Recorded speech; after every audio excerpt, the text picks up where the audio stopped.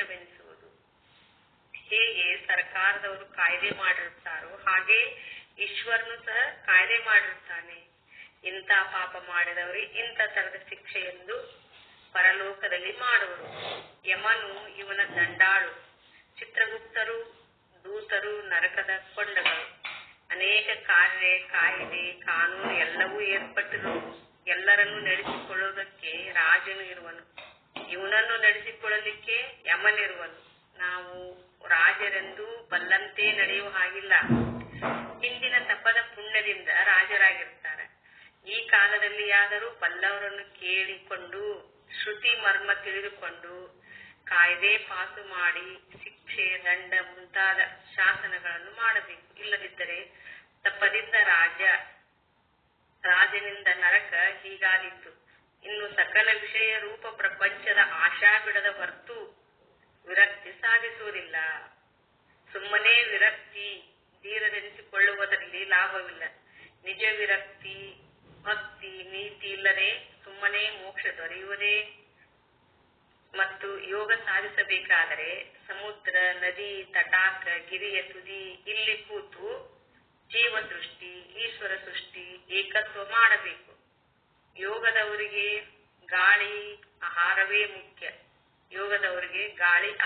ಮುಖ್ಯ. ಇಲ್ಲವೇ ಅಲ್ಪಾಹಾರ ತೆಗೆದುಕೊಂಡು ಆ ಸ್ಥಾನದಲ್ಲಿ ಪ್ರತಿ ದಿವಸ ಯೋಗ ನಡೆಸಬೇಕು. ಅಲ್ಲಿ ದೇವತರ ವಾಸ ಇರುತ್ತದೆ, ಅವರ ದರ್ಶನವೂ ಆಗುತ್ತದೆ. ಇದು ತಪ್ಪಿದರೆ ದೇವರ ಮನೆಯಲ್ಲಿ ಮಾಡಬೇಕು. ಈಗ ದೇವರ ಮನೆ ಅಂತ ಹೆಸರಿಗೆ ಉಳಿದಿವೆ.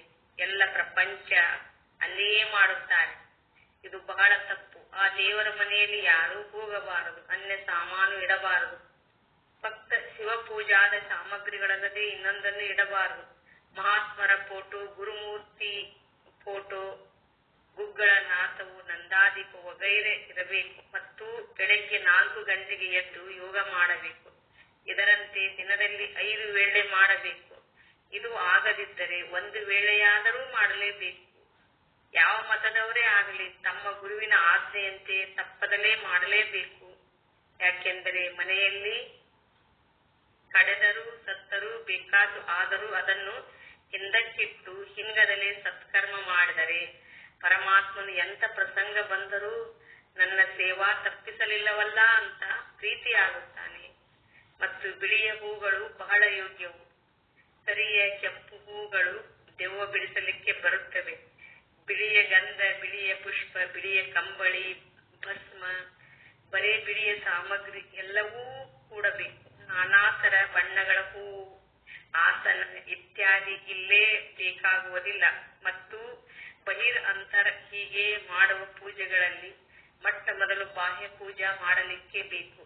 ಈಗ ಒಬ್ಬರು ಸರ್ಕಾರಿ ನೌಕರಿ ಮಾಡುತ್ತೇನೆ, ನನಗೆ ಕೂಡುವುದಿಲ್ಲ, ವ್ಯಾಪಾರ ಒಕ್ಕಲತನ ಮಾಡುತ್ತೇವೆ ಆಗುವುದಿಲ್ಲ ಅನ್ನೋರು. ಇದು ತಪ್ಪು. ಯಾಕಂದರೆ ಹೆಂಡರು ಮಕ್ಕಳು ಮನೆಗೆ ಖರ್ಚು ಸಾಗುವುದಕ್ಕೆ ನೌಕರಿ ಮಾಡುತ್ತಾರೆ. ಅದು ಸರ್ಕಾರಿ ಸೇವೆಯಲ್ಲ. ನಟ್ಟು ಕಡಿಯಲಿಕ್ಕೆ ಹೋದವರು ಕಡಿಯುತ್ತಾರೆ, ಕೂಲಿ ದಶೆಯಿಂದ ಕಡಿಯುತ್ತಾರೆ. ಹುಟ್ಟಲಲ್ಲದು ಬಿಡಲಲ್ಲದು ನಮ್ಮ ಕೂಲಿ ಬಂದರೆ ಸಾಕು, ಇಷ್ಟೇ ಹೊರತು ಬೇರೆ ಅಲ್ಲ. ಇಂಥದಕ್ಕೆ ಯಜಮಾನನ ಪ್ರೀತಿಯಾಗುವುದಿಲ್ಲ. ಹಾಗೂ ಅದರಂತೆ ಮನಃಪೂರ್ವಕ ಸತ್ಕರ್ಮ ಪೂಜಾ ಕರ್ಮ ಕಟ್ಟಳೆ ಮಾಡಿದರೆ ಪರಮಾತ್ಮನು ಮೆಟ್ಟಿ ನಮ್ಮನ್ನು ಕಾಪಾಡುತ್ತಾನೆ. ನನ್ನ ದಶೆಯಿಂದ ದುಡಿದಿರುತ್ತಾನೆ, ನನ್ನ ದಶೆಯಿಂದ ಕಳವನ್ನಾದರೂ ಮಾಡಿದ್ದಾನೆ, ನನ್ನ ದಶೆಯಿಂದ ಸುಳ್ಳು ಸಹಿತ ಹೇಳಿದನು ಎಂದು ನಾವು ಬೇಡದ ಫಲವನ್ನು ಕೊಡುತ್ತಾನೆ. ಮನಸ್ಸಿಲ್ಲದೆ ಮಾಡಿದರೆ ಏನೂ ಸಿಗುವುದಿಲ್ಲ. ಆದ್ದರಿಂದ ಸಕಾಮದಿಂದಾಗಲಿ ನಿಷ್ಕಾಮದಿಂದಾಗಲಿ ಯಾವುದೇ ರೀತಿಯಿಂದ ಪರಮಾತ್ಮನ ಪಾದವನ್ನು ಕಾಣಬೇಕು. ಹುಟ್ಟಿದ್ದೇ ಅದಕ್ಕಾಗಿ ಹುಟ್ಟಿರುತ್ತೇವೆ. ಅದನ್ನೇ ತ್ಯಜಿಸಿ ದನಗಳಂತೆ ಗೋದಲಿಯಲ್ಲಿದ್ದ ಮೇವನ್ನು ತಿಂದು ಅಕ್ಕೆಯಲ್ಲಿ ಹೊತ್ತಲು ಚೆಲ್ಲುವಂತೆ ನಾವಾಗಬಾರದು. ಸ್ವಲ್ಪ ಪ್ರಯತ್ನಿಸಿ ಯೋಗ ಮಾಡಿ ಸುಖವನ್ನು ಹೊಂದಬೇಕು. ಇಷ್ಟು ಹೇಳಿ ನನ್ನ 4 ಪುಷ್ಪಗಳನ್ನು ಶ್ರೀಚರಣೆಗೆ ಅರ್ಪಿಸಿ ನನ್ನ ವಾಣಿಗೆ ವಿರಾಮ. ಶಾಂತಿ ಶಾಂತಿ ಶಾಂತಿ.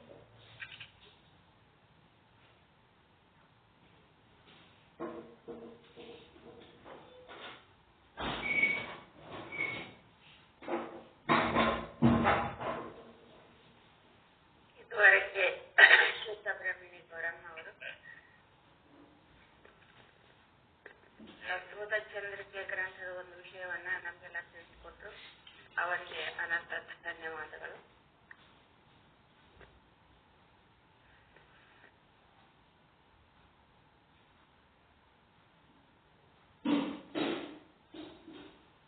ಈಗ ಶುದ್ಧ ಬ್ರಹ್ಮಿಣಿ ಗೌರಮ್ಮ ತಾಯಿಯವರಿಂದ ವಸ್ತು ನಿರ್ದೇಶನ ಮಂಗಲವನ್ನ ನಡೆಸಿಕೊಡ್ಬೇಕಂತ ಕೇಳ್ಕೊಳ್ತೇನೆ.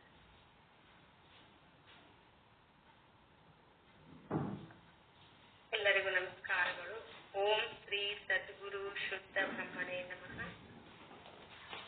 जो सुख नित्य प्रकाश विभु नाम रूप आधार मति न लखै दिहि मति लखै सोमय शुद्ध अपार अब्धि अपार स्वरूप मम लहति विष्णु महेश विधिर विचंदा शक्ति धनेश गणेश जा कृपालु सर्वस्य को हिय भारत मुनि ध्यान ताको होत उपादितै मोमयि मिथ्यावान वैदिहि ज्ञानै बिन जगत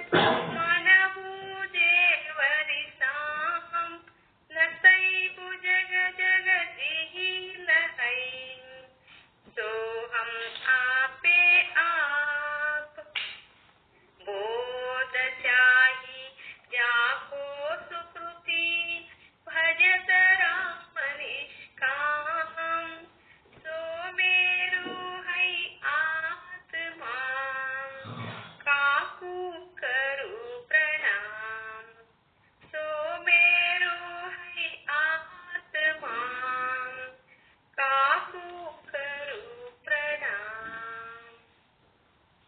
सद्गुरु श्री पंडित पीताम्बर जी महाराज की जय। सद्गुरु श्री साधु निश्चलदास जी महाराज की जय। सद्गुरु श्री शरणबसव स्वामी जी महाराज की जय। जय मंगलम जय नम पार्वती पति शिव हर हर महादेव। ಎಲ್ಲರಿಗೂ ಶರಣ ಶರಣಾರ್ಥಿ.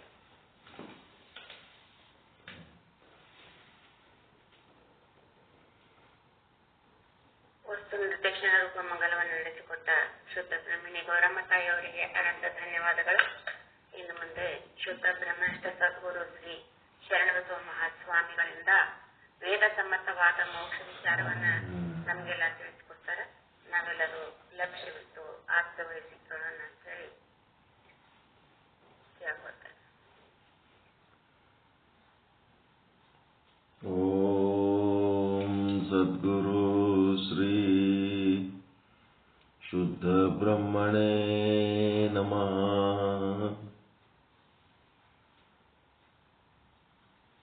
असतो मा सद्गमय तमसो मा ज्योतिर्गमय मृत्योर्मा अमृतं गमय. ओम शांति शांति शांति.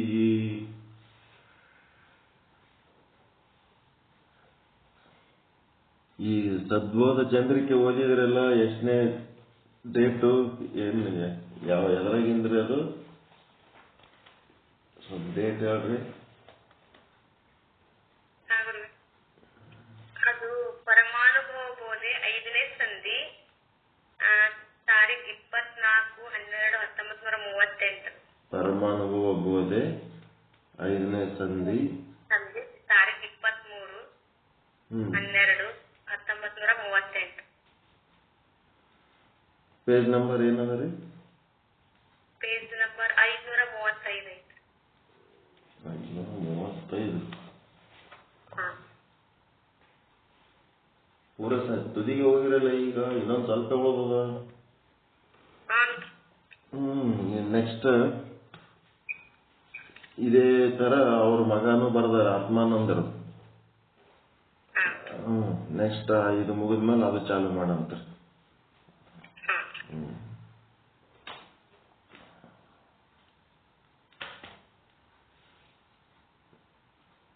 ಇವತ್ತು ಹೇಳಿದ್ರಲ್ಲ, ಏನ್ ಅರ್ಥ ಆಯ್ತು ಅದ್ರದ್ದು? ನೀವು ಹೇಳಿರಲ್ಲ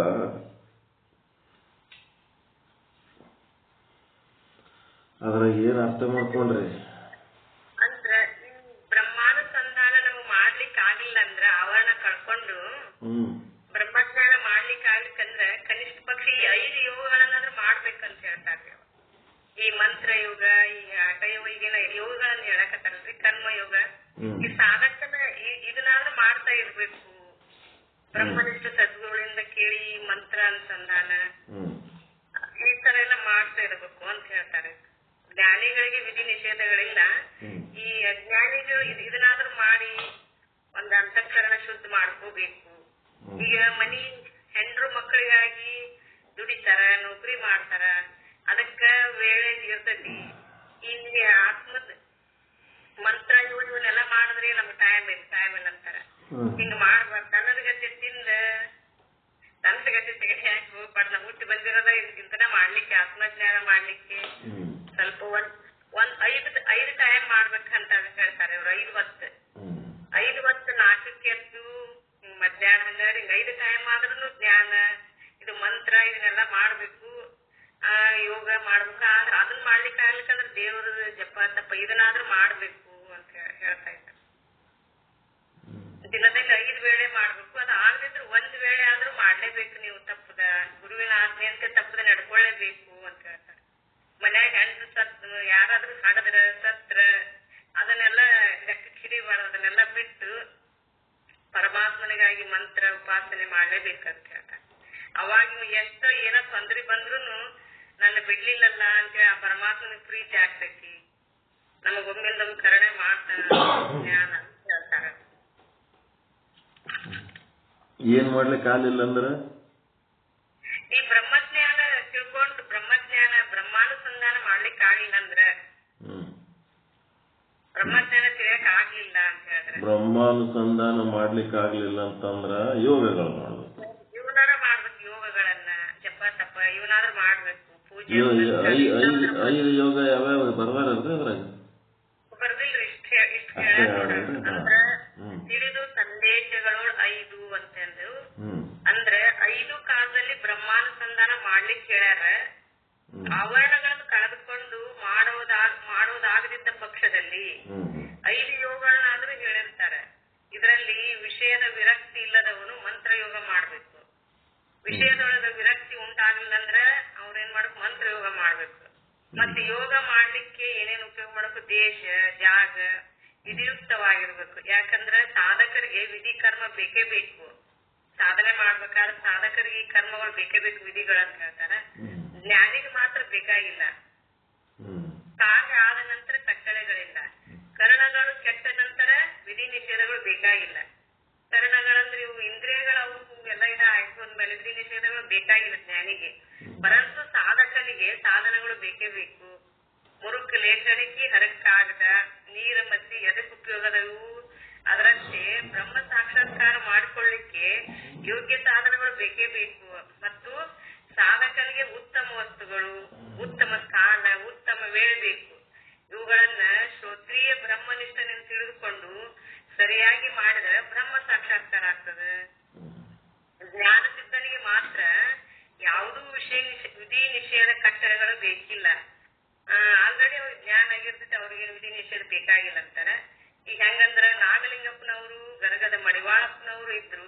ಇವ್ರು ಇನ್ನೂರು ಜ್ಞಾನಿಗಳು ಮಾಡಿದ್ದನ್ನು ನೋಡಿ ನಾವು ಹೀಯಾಳಿಸಬಾರ್ದು. ಯಾವುದು ಬರೋಬ್ಬರಿ ಅಲ್ಲ. ಎರಡನೆಯವರನ್ನ ನಿಂದ ಮಾಡಿ ಪಾಪಕ್ಕೆ ಗುರಿ ಆಗಬಾರ್ದು. ಆದ್ದರಿಂದ ಜ್ಞಾನಿಗಳಲ್ಲಿ ಏನು ಎಣಿಸಬಾರ್ದು ಅಂತ ಹೇಳ್ತಾರ. ಮತ್ತಷ್ಟು ಕಾರ್ಯ ಮಾಡಬಾರ್ದಂತ ವೇದನು ಹೇಳ್ತೈತಿ, ಲೌಕಿಕರು ಹೇಳ್ತಾರ. ಆದ್ರೆ ನಿಷೇಧ ಪದಾರ್ಥಗಳನ್ನು ತಕ್ಕೊಳ್ಬಾರ್ದು, ತಪ್ಪು ನುಡಿಬಾರ್ದು. ಹಾಸ್ಯದಲ್ಲಿಯೂ ಸಹಿತ ಮರೆತ ಸುಳ್ಳು ಹೇಳ್ಬಾರ್ದು. ಸುಳ್ಳು, ಚಾಡಿ, ನಿಂದೆ, ಹಿಂಸೆ ಇದರಿಂದ ಮತ್ತ ಮುಂತಾದ ಅನ್ಯಾಯದ ಕಾರ್ಯ ಎಂದು ಮಾಡಬಾರ್ದು. ಎಲ್ಲಾ ಪಾಪದಲ್ಲಿ ನಿಂದೆ ಅಂತಕ್ಕಂಥ ದೊಡ್ಡದು. ಯಾಕಂದ್ರೆ ಎರಡನೇವ್ರ ಒಳಗಿನ ಗೊತ್ತಿಲ್ಲದ ನಿಂದೆ ಮಾಡಬಾರ್ದು. ಅವರು ಬ್ರಹ್ಮಜ್ಞಾನಿಗಳದಾರು, ಒಳ್ಳೆಯವ್ರದಕ್ಕೆ ಅವ್ರಿಗೆ ಗೊತ್ತಿಲ್ಲ, ಅವ್ರ ಬಗ್ಗೆ ನಿಂದ ಮಾಡಬಾರ್ದು. ಮಾಡಿದ್ರೆ ದೊಡ್ಡ ದೋಷ ಅನಿಸ್ತದ. ಹಂಗ ಈ ಸರ್ಕಾರದವ್ರು ಕಾಯ್ದೆ ಮಾಡಿರ್ತಾರ. ಹಾಗೆ ಈಶ್ವರನು ಸಹ ಇಂತ ತಪ್ಪು ಮಾಡಿದ್ರೆ ಇಂಥ ಶಿಕ್ಷೆ ಅಂತೇಳಿ ಒಂದು ಶಿಕ್ಷೆ ಮಾಡಿರ್ತಾರ. ಈ ತರ ಶಿಕ್ಷೆ ಅಂತೇಳಿ ಇಟ್ಟಿರ್ತಾನ. ಪರಲೋಕದಲ್ಲಿ ಮಾಡಿರ್ತಾರ ಅಂತ ಹೇಳ್ತಾರೆ. ಯಮನು ಇವಳ ದಂಡಾಳಾಗಿರ್ತಾನ ಶಿಕ್ಷೆ ಕೊಡೋರಿಗೆ. ಯಮನು ಇವನು ದಂಡಾಳು, ಚಿತ್ರಗುಪ್ತರು, ದೂತರು, ನರಕದ ಕೊಂಡಗಳು, ಅನೇಕ ಕಾಯ್ದೆ ಕಾನೂನು ಎಲ್ಲವೂ ಏರ್ಪಟ್ಟರು. ಆಯ್ತು ಚಂದದಲ್ರಿ. ಅದ ನಿರಾವರಣ ಆಗಿ ಜ್ಞಾನ ಸಿದ್ಧಿ ಮಾಡ್ಕೊಳಕ್ ಆಗಲಿಲ್ಲ ಅಂತಂದ್ರ ಯೋಗಾರೆ ಮಾಡಬೇಕು, ಯೋಗ ಮಾಡ್ಕೋತಿರ್ಬೇಕು. ಮತ್ತೆ ಯೋಗನು ಮಾಡ್ಲಕ್ ಆಗಲಿಲ್ಲ ಅಂದ್ರೆ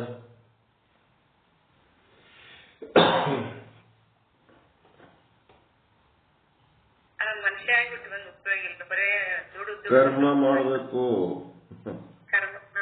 ಕರ್ಮ ಪೂಜೆ ಪುನಸ್ಕಾರ ಇಂಥವಾದ್ರೆ ಕರ್ಮ ಮಾಡ್ಬೇಕು. ಕರ್ಮ ಮಾಡಬೇಕು. ಕರ್ಮ ಸಿದ್ಧಿ ಅಂತಂದ್ರೇನು? ಕರ್ಮ ಸಿದ್ಧಿ ಮಾಡ್ಕೊಳ್ಳೋದಂತಂದ್ರೆ ಏನು? ಜ್ಞಾನ ಸಿದ್ಧಿ, ಯೋಗ ಸಿದ್ಧಿ, ಕರ್ಮ ಸಿದ್ಧಿ. ಕರ್ಮ ಸಿದ್ಧಿ ಒಳಗ ಅಂತಃಕರಣ ಶುದ್ಧಿ ಆಗ್ತದ. ಇಲ್ಲೇನಾಗ್ತದ? ಅಂತಃಕರಣ ನಿಶ್ಚಲ ಆಗ್ತದ ಯೋಗದೊಳಗ. ಅದು ಅಂತಃಕರಣ ಚಂಚಲ ಇದ್ದದ್ದಕ್ಕೆ ಜ್ಞಾನಕ್ಕೆ ಹೋಗ್ಲಿಕ್ಕೆ ಆಗಂಗಿಲ್ಲ. ಅದಕ್ಕೆ ಯೋಗ ಮಾಡಿ ಮೊದಲ ಅಂತಃಕರಣ ನಿಶ್ಚಲ ಮಾಡ್ಕೊಳ್ರಿ, ಏಕಾಗ್ರ ಮಾಡ್ಕೊಳ್ರಿ ಅಂತ. ಅಂತಃಕರಣ ನಿಶ್ಚಲ ಇಲ್ಲ ನೋಡ್ಕೋಬೇಕು. ಅಂತಃಕರಣ ನಿಶ್ಚಲ ಇಲ್ಲ ಅಂದ್ರೆ ಕರ್ಮ ಮಾಡಕ್ ಯೋಗ್ಯದಿರಿ ಅಂತ. ಒಂದಿನ ಇಲ್ಲಿ ಕೂತ್ ಕೇಳೋದು, ಒಂದಿನ ಅಲ್ಲಿ ಕೂತ್ ಕೇಳೋದು, ಒಂದಿನ ಆ ಕಡೆ ಹೋಗೋದು, ಒಂದಿನ ಈ ಕಡೆ ಹೋಗೋದು, ಇದೆಲ್ಲ ಏನದು ಅಂತಂದ್ರೆ ಚಂಚಲ ಬುದ್ಧಿ. ಆ ಬುಕ್ ಒಂದಿನ ಓದೋದು, ಈ ಬುಕ್ ಒಂದು ದಿನ ಓದೋದು, ಆ ಜ್ಞಾನ ಪಾಠ ನಡೆದ ಹೊತ್ನಾಗ ಎದ್ದೆದ್ದು ಓಡಾಡೋದು, ಆ ಕಡೆ ಹೋಗೋದು, ಈ ಕಡೆ ಹೋಗೋದು. ಆಸನ ಸಿದ್ಧಿ ಅಂತೇಳಿ ಒಂದಿರ್ತದ. ಆಸನ ಸಿದ್ಧಿ ಅಂತಂದ್ರ ಕುಂತ ಮೇಲೆ ಆ ಕೆಲಸ ಮುಗಿಯೋ ತನಕ ಹೇಳ್ಬಾರ್ದು. ಯಾವ ಉದ್ದೇಶಕ್ಕೆ ಕೂತಿರ್ತೀರಿ ಅದೇ ಉದ್ದೇಶಕ್ಕೆ ಕಂಟಿನ್ಯೂ ಕೂಡ್ಬೇಕು. ಕುಂತು ಅದನ್ನ ಕಂಪ್ಲೀಟ್ ಮಾಡ್ಕೋಬೇಕು. ಎದ್ದು ಅಡ್ಡಾಡಿಕೆ ಯಾವ ಬ್ರಹ್ಮಜ್ಞಾನ ಕೇಳ್ತೀರಿ? ಅಲ್ಲಿ ಹೋದ್ರಿ ಇಲ್ಲಿ ಹೋದ್ರಿ ಅಲ್ಲಾಡಿದೆ ಅಂದ್ರೆ ಮುಗೀತು. ಆಸನ ಅಲ್ಲ, ಅವೆಲ್ಲ ಸುಮ್ಮನೆ ಮಾಡಿಲ್ಲ. ಯೋಗದಾಗ ಹೇಳ್ತಾರ ಅವೆಲ್ಲ. ಮುಂದೆ ಮೊದಲ ಒಂದ್ ಕಡೆ ಕುಂದ್ರದ ಕಲೀರಿ. ಕುಂದ್ರದಾದ್ಮೇಲೆ ಆಸನ ಸಿದ್ಧಿ ಅಂತಂದ್ರೆ ಒಂದು 50-60 ಯೋಗಾಸನ ಭಂಗಿಗಳದಾವ. ಅವೆಲ್ಲ ಹಾಕೋದ ಆಸನ ಅಲ್ಲ, ಅಳ್ಳಾಡ್ಲಾರ್ದಂಗೆ ಕುಂದ್ರೋದಕ್ಕೆ ಆಸನ ಅಂತಾರ. ಅದಕ್ಕದು ಅಳ್ಳಾಡ್ಲಾರ್ದಂಗೆ ಕುಂತು ಆ ಯೋಗ ಮಾಡ್ಲಕ್ಕ ಆಗಲಿಲ್ಲ ಅಂತಂದ್ರೆ ನಿಶ್ಚಲ. ಈಗ ನೋಡ್ರಿ, ಒಂದು ಗಡಿಗೆ, ಒಂದು ಬೊಗಣಿ, ಅದ್ರಾಗ ನೀರು ಇಟ್ಟಿರ್ತೀರಿ. ಅದು ನೀರು ಯಾವಾಗ ಅಳ್ಳಾಡ್ತದದು? ಗಡಿಗೆ ಪಾತ್ರೆ ಅಳ್ಳಾಡಿದ್ರೆ ನೀರು ಅಳ್ಳಾಡ್ತದ. ಆ ಪಾತ್ರೆ ಅಳ್ಳಾಡ್ಲಾರ್ದಂಗೆ ಮೊದಲು ಇಟ್ಕೊಂಡ್ರೆ ನೀರು ನಿಶ್ಚಲ ಆಗ್ತದ. ಅದಕ್ಕೆ ಮೊದಲು ಕುಂದರೋದು ಕಲೀರಿ ಅಂತ ಹೇಳ್ತಾರೆ. ಕುಂದರೋದು ಬಿಟ್ಕೆ ಎದ್ದೆದ್ದು ಓಡಾಡ್ಕೋತ ಬ್ರಹ್ಮಜ್ಞಾನ ಕೇಳ್ತೇನೆ ಅಂತಂದ್ರೆ ಅದಕ್ಕೆ ಗಟ್ಟಿ ಕುಂದಿರ್ಬೇಕು. ಆಸನ ಸಿದ್ಧಿ ಮಾಡ್ಕೊಂಡು ಸುಮ್ಮ ಕುಂದಿರ್ಬೇಕು.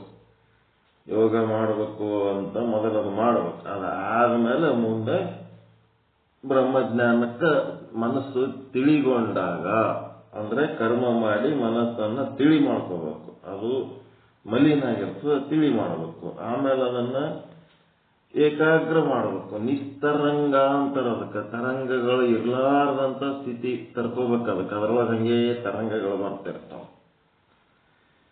ಹೀಗಾಗಿ ಯೋಗ ಮಾಡಬೇಕು. ಯೋಗ ಮಾಡೋದ್ರಿಂದ ಮುಂದೇನಾಗ್ತದ?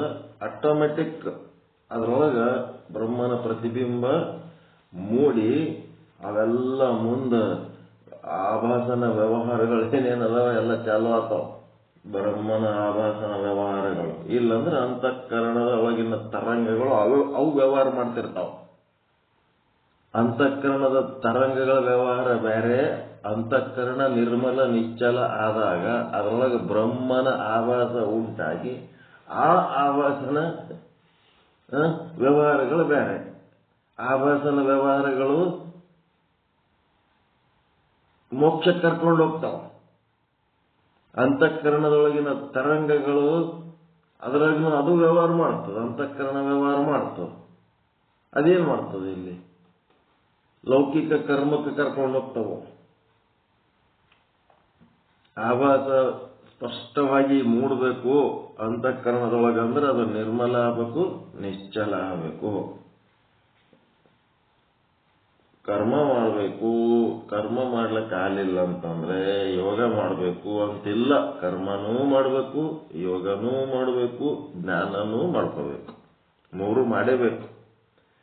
ಒಂದೇ ಸಲಕ್ಕೆ ಜ್ಞಾನಕ್ಕೆ ಬಂದವರಿಗೆ ಮಾಡ್ಲಿಕ್ಕೆ ಆಗಲಿಲ್ಲ ಅಂತಂದ್ರೆ ಯೋಗ ಮಾಡಬೇಕಪ್ಪ. ನೀವು ಯೋಗ ಮಾಡ್ಲಾರ್ದೆ ನಿಮಗೆ ಚಂಚಲತೆ ಹೋಗಲ್ಲ, ಚಂಚಲತೆ ಇರೋ ತನಕ ಜ್ಞಾನ ಹತ್ತಂಗಿಲ್ಲ ಅಂತ ಯೋಗ ಮಾಡಿಸೋದು. ಒಂದು ಕಡೆ ಕೂತು ಯೋಗ ಮಾಡ್ಲಿಕ್ಕೂ ಆಗಂಗಿಲ್ಲ ಅಂದ್ರೆ ಕರ್ಮ ಮಾಡಪ್ಪ. ನೀ ಸುಮ್ಮನೆ ನೀನು ಅಡ್ಡಾಡ್ತಿದ್ದಿ, ನೀ ಕರ್ಮ ಮಾಡ್ಲಿಕ್ಕೆ ಯೋಗ್ಯ ಅದಿ, ಕರ್ಮ ಮಾಡುವ. ಮತ್ತು ಕರ್ಮ ಮಾಡ್ಲಿಕ್ಕೂ ಯೋಗ್ಯ ಇಲ್ಲ ಅಂತಂದ್ರ ನೀನೊಂದು ಎರಡು ಕಾಲಿನ ಬಾಲವಿಲ್ಲದ ದ್ವೀಪಾದ ಪುಚ್ಚವಿಹೀನ ಪಶು ಅದಿ. ನಿನಗೆ ಇನ್ನ ಏನು ಇದಕ್ಕೆ ಸಂಬಂಧಪಟ್ಟಂತೆ ಪುಣ್ಯ ಸಂಪಾದನೆ ಮಾಡಿಲ್ಲ. ಅದಕ್ಕೆ ನೀನೇನ್ ಮಾಡ್ಬೇಕು, ಆ ಇಲ್ಲದ ಪುಣ್ಯವನ್ನ ಸಂಪಾದನೆ, ನಮ್ಮ ಹತ್ರ ಇಲ್ಲದ್ದು ಇಲ್ಲ ಹೇಳಕ್ಕೆ ಹಂಗೆ ಬಿಡ್ತೇವೇನು? ಅದನ್ನ ಸಂಪಾದನೆ ಮಾಡ್ಕೋತೇವೆ ಇಲ್ಲ, ಪುಣ್ಯ ಇಲ್ಲ ಹೋಗಂತ ಅನ್ಬೇಕು ಅವನಿಗೆ. ನಿನಗಿದು ಇಲ್ಲ, ಅದಕ್ಕೆ ಹಿಂಗ ಆಗ್ಲಕ್ಕತ್ತದ, ಇದನ್ನ ಸಂಪಾದಿಸ್ಕೋಬೇಕು ಅಂತೇಳಿ ಶಿವಕಾರುಣ್ಯ ಸ್ಥಳ ಚಾಲು ಮಾಡ್ಬೇಕು ಅವನಿಗೆ. ಶಿವಕಾರುಣ್ಯ ಸ್ಥಳದ ಪಾಠ ಹೇಳ್ತಾ ಹೇಳ್ತಾ ಹೇಳ್ತಾ ಮುಂದೆ ಜೀವ ಸಂಬೋಧನೆ, ನೀತಿ ಕ್ರಿಯಾ, ಹಿಂಗೆಲ್ಲ ಇವು ಮೂರು ಎದುರಾಗ ಬರ್ತಾವ. ಶಿವಕಾರುಣ್ಯ, ನೀತಿ ಕ್ರಿಯಾ, ಜೀವ ಸಂಬೋಧನೆ ಎಲ್ಲಿ ಬರ್ತಾವು? ಕರ್ಮದಾಗ ಬರ್ತಾವ. ಕರ್ಮದಕ್ಕಿಂತ ಮೊದಲು ಪುಣ್ಯ ಇರ್ಲಾರ್ದವ್ರಿಗೆ ಮೊದಲು ಶಿವಕಾರುಣ್ಯ ಸ್ಥಳ, ಆಮೇಲೆ ಯೋಗ, ಆಮೇಲೆ ಜ್ಞಾನ, ಹಿಂಗೆಲ್ಲ ಬರ್ತಾವ. ಮೊದಲು ಪರಮಾತ್ಮನಿಗೆ ಪ್ರಿಯ ಆಗ್ಬೇಕಾದ್ರೆ ಏನ್ ಮಾಡಬೇಕು ಅಂತ ಅವನಿಗೆ ಅದು ಚಾಲು ಮಾಡ್ಬೇಕು ಫಸ್ಟ್. ಪುಣ್ಯವನ್ನೇ ಮಾಡು, ದುರಿತ ಕರ್ಮವನ್ನು ಅಲ್ಲದಿರು, ಹಿಂಗೆಲ್ಲ ಹೇಳ್ತಾರೆ. ಚಂದ ಫುಲ್ ಡೀಪ್ ಆಗಿ ಹೇಳಿರ್ತಾರ, ಅದನ್ನ ಚಿಂತನೆ ಮಾಡಬೇಕು. ಅನುಭವಿಗಳ ಮಾತು ಚಲೋ ಅನ್ನಿಸ್ತಲ್ರಿ ಇವತ್ತು ಓದಿದ ಪಾಠ ಅರ್ಥಪೂರ್ಣ. ಇದು ಮುಗಿದ್ಮೇಲೆ ನೆಕ್ಸ್ಟ್ ಇನ್ನೂ ಒಂದು ಬುಕ್ ಅದ ಕೊಡ್ತೀನಿ, ಅದು ಕಂಟಿನ್ಯೂ ಮಾಡಕತ್ತ.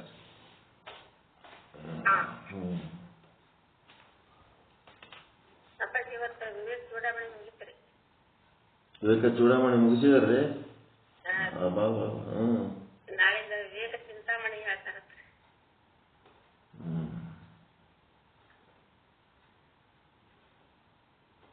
ಚಿಂತಾಮಣಿ ಯಾರದ್ರಿ ಅದು?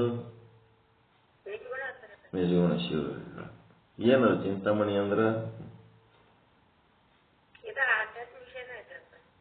ಏನದ ಅದ್ರಾಗ? 10,000 ಗ್ರಂಥಗಳು ರೆಫರ್ ಮಾಡಿದ ಬುಕ್ ಅದು. ಒಂದಲ್ಲ ಎರಡಲ್ಲ. ಏನ್ರಿ ಅದ್ರೊಳಗೆ ಶಬ್ದಗಳಿರ್ತಾವಲ್ಲ.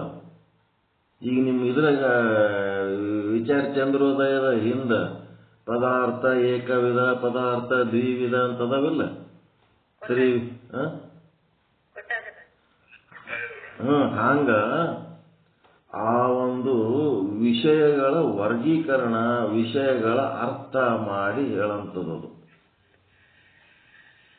ವಿವೇಕ ಚಿಂತಾಮಣಿ. ಇದು ಏನೇನು ಬ್ರಹ್ಮಜ್ಞಾನದ ಬುಕ್ಗಳು ಓದ್ತಿರಲ್ಲ, ಪ್ರಕ್ರಿಯಾ ಗ್ರಂಥಗಳು, ಈ ಗ್ರಂಥಗಳೊಳಗ ಏನೇನು ಶಬ್ದಗಳು ಬರ್ತಾವ, ಆ ಶಬ್ದಗಳ ಅರ್ಥ, ಆ ಶಬ್ದಗಳ ಅರ್ಥಗಳ ವರ್ಗೀಕರಣ ಎಲ್ಲದ ಅದರೊಳಗೆ ಭಾರಿ ಡಿಟೇಲ್ ಇರ್ತದ, ಭಾರಿ ಡೀಪ್ ಇರ್ತದ. ಕೆಲವೊಂದು ಸಾರಿ ತಿಳ್ಕೋತ ಹೋಗೋದ್ರಾಗೆ ಕೆಲವೊಂದು ತಿಳಿಲಾರ್ದಂಗೆ ಆಗ್ಬಿಡ್ತಾವ ಅದ್ರೊಳಗೆ. ಎಲ್ಲ ಮೊದಲೇ ಚಂದ ಓದ್ಕೊಂಡು ಹೇಳ್ಬೇಕದು.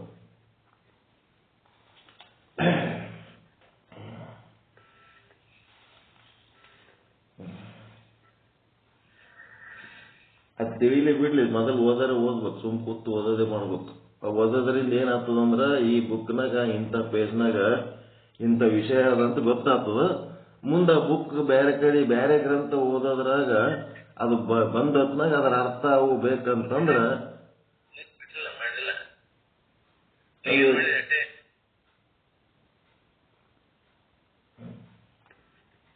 ಅವಾಗ ವಿವೇಕ ಚಿಂತಾಮಣಿ ಒಳಗೆ ಹೋಗ್ಬಿಟ್ಟು ಸಿಕ್ಬಿಡ್ತದೆ. ಕಲ್ಯಾಣಪ್ಪ ಗುರುಗಳಿಗೆ ಅಭಿನಂದನೆಗಳು. ವಿವೇಕ ಚೂಡಾಮಣಿ ಮುಗಿಸಿದ್ರಿ. ನೀವು ವಿವೇಕ ಚೂಡಾಮಣಿ ಇನ್ನೊಂದ್ಸಾರಿ ಹೇಳ್ಬೇಕಲ್ರಿ ಮತ್ತ, ಹೌದಲ್ರಿ? ಶ್ರವಣ ಆಯ್ತು, ಈಗ ಇನ್ನ ಮನನ ಆಗ್ಬೇಕಲ್ಲ. ಸ್ವಲ್ಪ ದಿವ್ಸ ಬಿಟ್ಟು ಚಾಲು ಮಾಡ್ರಿ ವಿವೇಕ ಚೂಡಾಮಣಿ, ಚಿಂತಾಮಣಿ.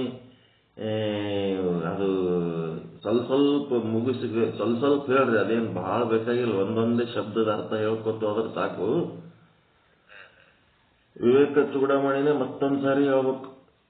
ಮನನಕ್ಕಾಗಿ ಸೆಕೆಂಡ್ ಟೈಮ್ ಹೇಳ್ಬೇಕು. ಬಹಳ ಒಳ್ಳೆ ಗ್ರಂಥ, ಪರಿಪೂರ್ಣ ಗ್ರಂಥ ಅದು. ವಿವೇಕ ಚೂಡಾಮಣಿ ಒಳಗೂ ಕೆಲವೊಂದು ಶಬ್ದಗಳದಾವ್ರಿ, ದೊಡ್ಡ ದೊಡ್ಡ ಶಬ್ದಗಳದಾವ್ರಿ.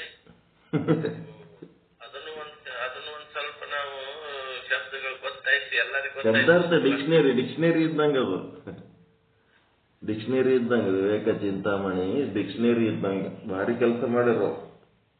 ಒಂದು ಶಬ್ದ ನೋಡ್ರಿ, ಒಂದು ಸಾಲದೊಳ ಅರ್ಧ ಸಾಲ, ಒಂದು ಸಾಲ ಪೂರ ಒಂದು ಶಬ್ದನೇ ಅದ್ರಿ. ಆ ಟೈಪ್ ಬರ್ತಾರೆ. ಹೌದು ಹೌದು ಹೌದು ಹೌದ್ರಿ.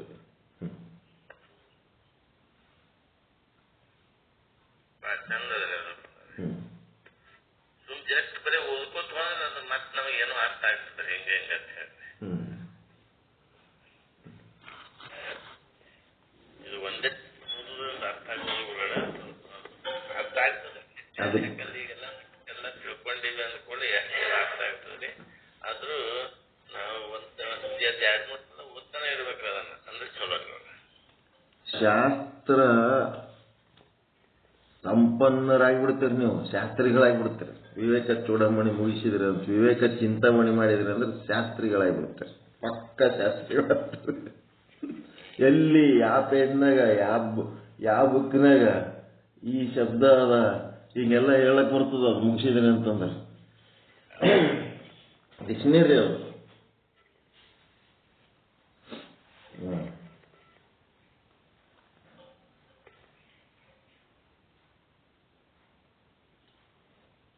ಶ್ರೀ ವಿಚಾರ ಸಾಗರ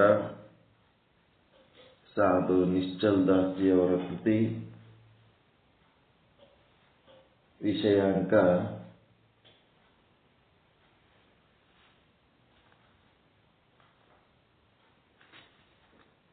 174. 4ನೇ ತರಂಗ.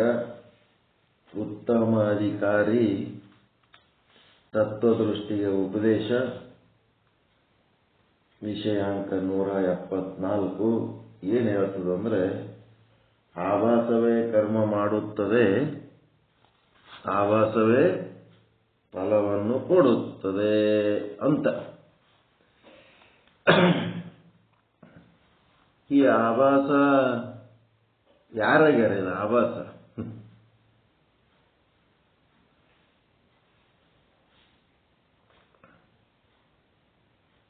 ಯಾರು ಇವ್ರ? ಆಭಾಸ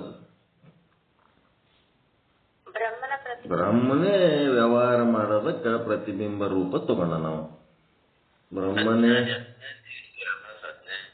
ಏನ್ರಿ ವ್ಯವಹಾರ ಮಾಡುವುದಕ್ಕ ಬ್ರಹ್ಮನೇ ಏನ್ ಮಾಡ್ಯಾನ? ಮಾಯೆಯ ಆಧೀನಾಗ್ಯಾನ.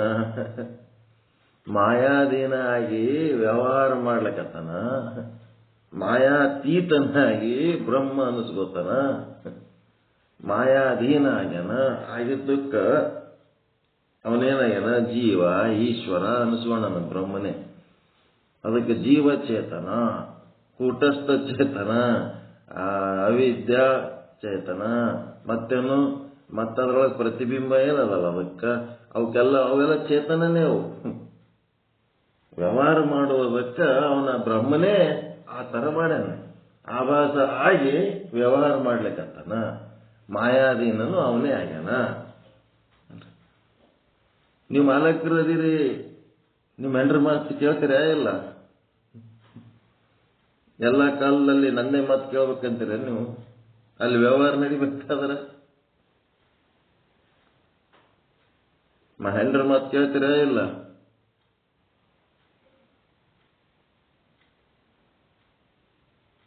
ಈ ಜಗತ್ತಿನ ವ್ಯವಹಾರ ನಡಿಬೇಕಾದ್ರ ಅವ ಮಾಯಾದೀನ ಆಗ್ಬೇಕಾಗಬಾರ್ದ.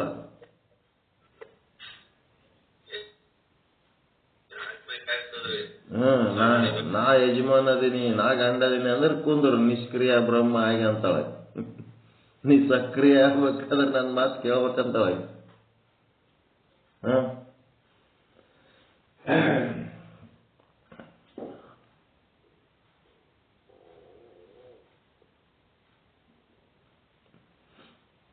ಹಾಗೆ ಇವನು ಏನ್ ಮಾಡ್ಯಾನ, ಆಭಾಸವೇ ಕರ್ಮ ಮಾಡುತ್ತದೆ, ಆಭಾಸವೇ ಫಲವನ್ನು ಕೊಡುತ್ತದೆ. ಈಶ್ವರನಲ್ಲಿ ಎರಡು ಚೇತನಗಳು, ಒಂದು ಬ್ರಹ್ಮಚೇತನ, ಇನ್ನ ಒಂದು ಆಭಾಸ, ಈಶ್ವರ ಆಭಾಸ ಚೇತನ. ಜೀವನಲ್ಲಿ ಎರಡು ಚೇತನಗಳು, ಒಂದು ಕೂಟಸ್ಥ ಚೇತನ ಅಥವಾ ಸಾಕ್ಷಿ ಚೇತನ ಮತ್ತು ಇನ್ನ ಒಂದು ಆಭಾಸ ಚೇತನ. ಇವು ಅದು ಚಿದಾಭಾಸ ಅಂತಾರ. ಇಲ್ಲಿ ಏನಂತಾರ, ಈಶ್ವರಾಭಾಸ. ಅಲ್ಲಿ ಅವಿದ್ಯೆದ ಅವಿದ್ಯೆಗಳ ಮೊತ್ತವಾದ ಮಾಯೆ ಇಲ್ಲದ ಈಶ್ವರನ ಬಳಿ. ಏನೇ ಇರಲಿ ವ್ಯವಹಾರಗಳು ಆಭಾಸನಲ್ಲಿ ನಡೀತವ ಅಂತಂದ್ರೆ ಸಕ್ರಿಯ ಬ್ರಹ್ಮ.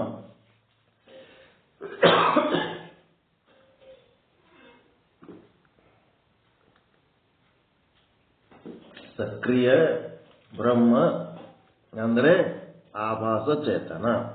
ನಿಷ್ಕ್ರಿಯ ಬ್ರಹ್ಮ ಅಂದ್ರೆ ಕೂಟಸ್ಥ ಚೇತನ ಅಥವಾ ಬ್ರಹ್ಮಚೇತನ. ಸಕ್ರಿಯ ಬ್ರಹ್ಮ ಅಂದ್ರೆ ಆಭಾಸ ಚೇತನ. ಕರೆಕ್ಟಾ ಹೇಳೋದು?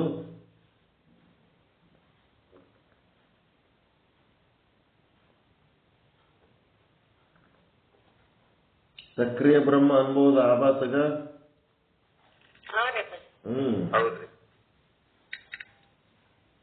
ಸಕ್ರಿಯ ಬ್ರಹ್ಮ ಇರ್ಲಿಲ್ಲ ಅಂತಂದ್ರೆ ವ್ಯವಹಾರ ಹೆಂಗ್ ನಡೀತದ? ಬಿಂಬದೀನಿ ಅಂತೇಳಿ ಅನ್ಕೋತ್ ಕೂತ್ರ ಬಿಂಬ ತನ್ನ ಪಡಿಗೆ ತನ್ನ ಮೇಲೆ ಕುಂದಿರ್ಬೇಕಾಗ್ತದ, ವ್ಯವಹಾರ ಮಾಡಂಗಿಲ್ಲ. ವ್ಯವಹಾರ ಮಾಡ್ಬೇಕಾದ್ರ ಏನ್ ಮಾಡ್ಬೇಕು, ಆಕಳದು ಹಾಲು ಬೇಕು ಅಂದ್ರೆ ಆಕಳ ಡುಬ್ಬದ ಮೇಲೆ ಕುಂದಿರ್ಬೇಕ, ಆಕಳ ಬುಡಕ್ ಕುಂದಿರ್ಬೇಕು ಹೋಗಿ ಹಾಲು ಕರಿಬೇಕಾದ್ರ. ಡುಬ್ಬದ ಮೇಲೆ ಕೂತಿಕೆ ಹಾಲು ಬಿಟ್ಕೋತೀನಿ ಅಂದ್ರೆ ಹೆಂಗಾಗ್ತದ? ಆಕಳ ಮಾಲೀಕನೇ ಇರ್ಬೋದು, ಯಾರು ಇಲ್ಲ ಅಂತಾರ. ನೀ ಆಕಳ ಖರೀದಿ ಮಾಡಿರ್ಬೋದು, ರೊಕ್ಕ ಕೊಟ್ಟಿರ್ಬೋದು, ಆಕಳ ಮಾಲೀಕ ಇರ್ಬೋದು, ಏನೆಲ್ಲ ಇರ್ಬೋದು. ಆಕಳ ತಂದು ಏನ್ ಮಾಡ್ಬೇಕು, ಆಕಳದ ಹಾಲು ಬೇಕಂದ್ರೆ ಆಕಳ ಬುಡಕ್ಕೆ ಕುಂದಿರ್ಬೇಕು. ಮತ್ತೇನ್ ಮಾಡ್ಬೇಕು, ಆಕಳ ಹೆಂಡಿ, ಆಕಳ ಗೋಮೂತ್ರ ಅವೆಲ್ಲ ಬಳಿಬೇಕು, ಎಲ್ಲ ಮಾಡ್ಬೇಕು. ಆಕಳಿಗೆ ಏನ್ ಹಾಕ್ಬೇಕು, ಮೇವು ಹಾಕ್ಬೇಕು. ಆಕಳದೆಲ್ಲ ಆ ಕೆಲಸ ಮಾಡ್ಕೋತ ಏನ್ ಮಾಡ್ಬೇಕು, ಲೌಕಿಕ ವ್ಯವಹಾರದೊಳಗ ಸಂಸಾರಿಯಾಗಿ ಸಂಸಾರಕ್ಕೆ ಸಂತೋಷ ಅನುಭವಿಸ್ಬೇಕು. ಇಷ್ಟೇ ಅಲ್ಲ.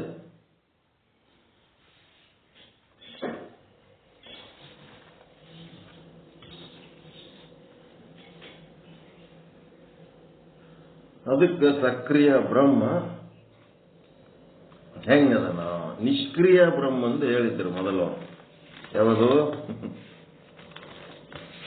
ಫಸ್ಟ್ ಇಂದಲ್ಲ ಯಾವ್ದು ಶ್ಲೋಕ, ಭರಪೂರ ಅಂದರ ಬಾರ ಭರಪೂರ. ಇನ್ ಆಕ್ಟಿವ್ ಬ್ರಹ್ಮನ್ ಬಗ್ಗೆ ಹೇಳಿದ್ರು. ಈಗ ಆಕ್ಟಿವ್ ಬ್ರಹ್ಮನ್,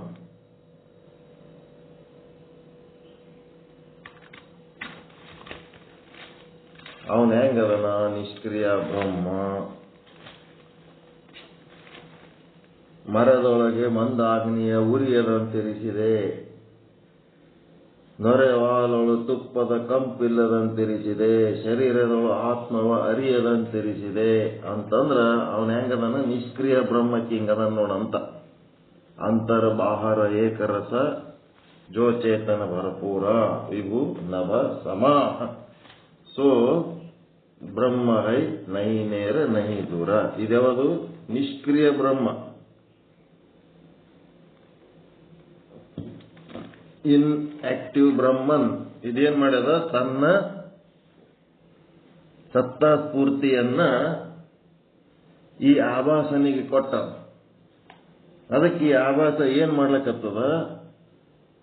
ನಿಷ್ಕ್ರಿಯ ಬ್ರಹ್ಮನ ಶುದ್ಧ ಚೇತನದ ಸತ್ತಾ ಸ್ಫೂರ್ತಿಯನ್ನ ಪಡೆದುಕೊಂಡು ಆಭಾಸ ಬ್ರಹ್ಮ, ಆಭಾಸ ಚೇತನ ಏನ್ ಮಾಡ್ಲಕತ್ತದ?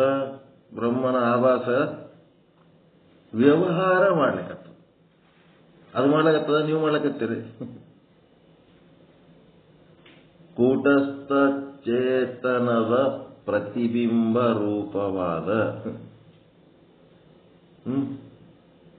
ಆಭಾಸ ವ್ಯವಹಾರ ಮಾಡ್ಲಿಕ್ಕತ್ತಾನ.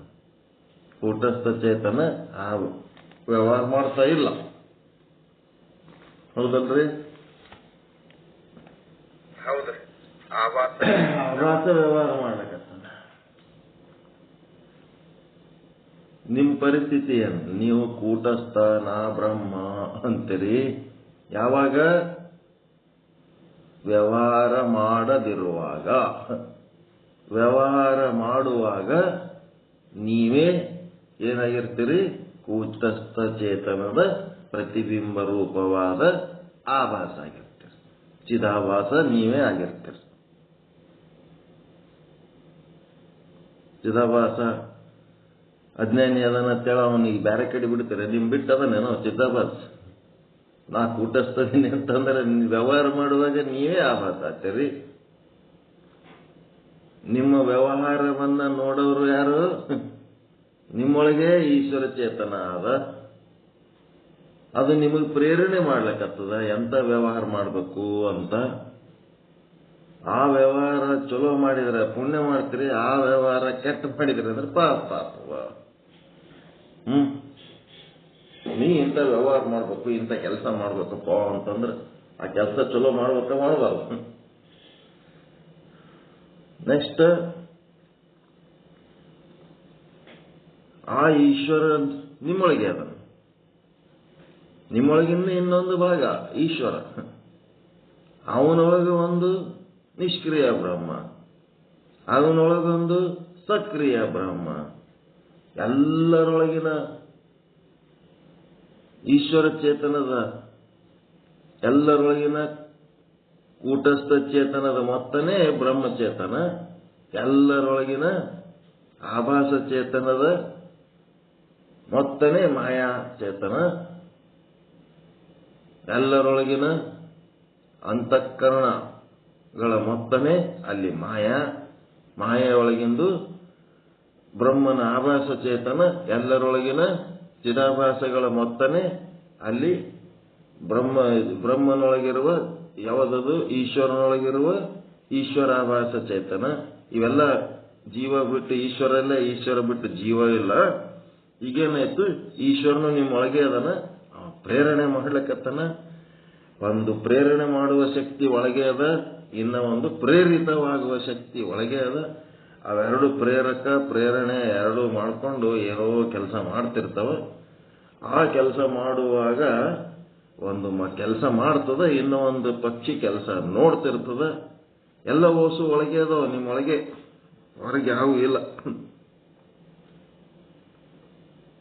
ಶಕ್ತಿ ನೋಡ್ತಿರ್ತದ. ನೋಡ್ಕೊಂತ ನೀವೇನ್ ಮಾಡ್ತೀರಿ? ಅದಕ್ಕೆ ಅದು ಫಲ ಕೊಡ್ತದ. ಈಶ್ವರನ ಆಭಾಸ ಫಲ ಕೊಡ್ತದ, ಜೀವನ ಆಭಾಸ ಕರ್ಮ ಮಾಡ್ತದೆ. ಎಲ್ಲ ಒಳಗೆ ಅಲ್ಲ, 4 ಒಳಗೆ ಅದಾವ, ಏನು ಹೊರಗಿಲ್ಲವು. ಈಗೇನಾಯ್ತು? ಆಭಾಸವೇ ಕರ್ಮ ಮಾಡುತ್ತದೆ, ಆಭಾಸವೇ ಫಲವನ್ನು ಕೊಡುತ್ತದೆ. ಅದಕ್ಕೆ ದೋಹ 170 ಇಲ್ಲ, 92ನೇ ದೋಹ, 92, 92ನೇ ದೋಹ, 174ನೇ ವಿಷಯಾಂಕ, 92ನೇ ದೋಹ. ಛಾಯಾಕರ್ಮಿ ಛಾಯಾ ದೇತ ಫಲ. ಛಾಯಾಕರ್ಮಿ ಅಂದ್ರೆ ಯಾರು? ಚಿದಾಭಾಸ. ಛಾಯಾ ದೇತ ಫಲ ಅಂತಂದ್ರೆ ಈಶ್ವರಾಭಾಸ. ನಹಿ ಚೇತನಮೆ ಜೋಗ. ಈ ಆಭಾಸಗೆ ಏನು ವ್ಯವಹಾರ ಮಾಡಿದ್ರು ಆ ಆಭಾಸನಿಗಾಗ್ಲಿ ಆ ಒಂದು ಆಭಾಸ ಮಾಡುವ ಕರ್ಮಗಳಿಗಾಗ್ಲಿ ಆ ಮೂಲ ಬಿಂಬ ಏನ್ ಆದಲ್ಲ ಬ್ರಹ್ಮ, ಆ ಚೇತನಕ್ಕ ಇದಕ್ಕ ಜೋಗ ಅಂತಂದ್ರೆ ಸಂಬಂಧವಿಲ್ಲ. ಈಗ ಒಂದ್ ಬೊಗಣೆಗೆ ನೀರಿಟ್ಟಿರಿ, ಆಕಾಶದಾಗ ಸೂರ್ಯ ಅದನ.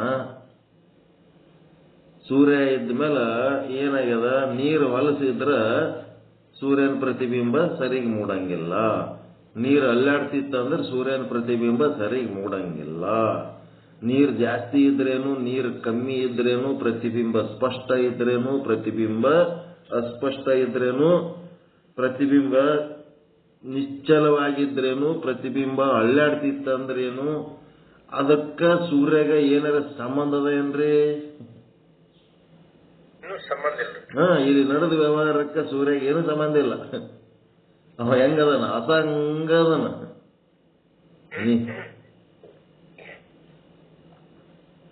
ಅವಂದ್ ಏನ್ ಮಾಡ್ತಾನಂತಂದ್ರೆ ಸೂರ್ಯ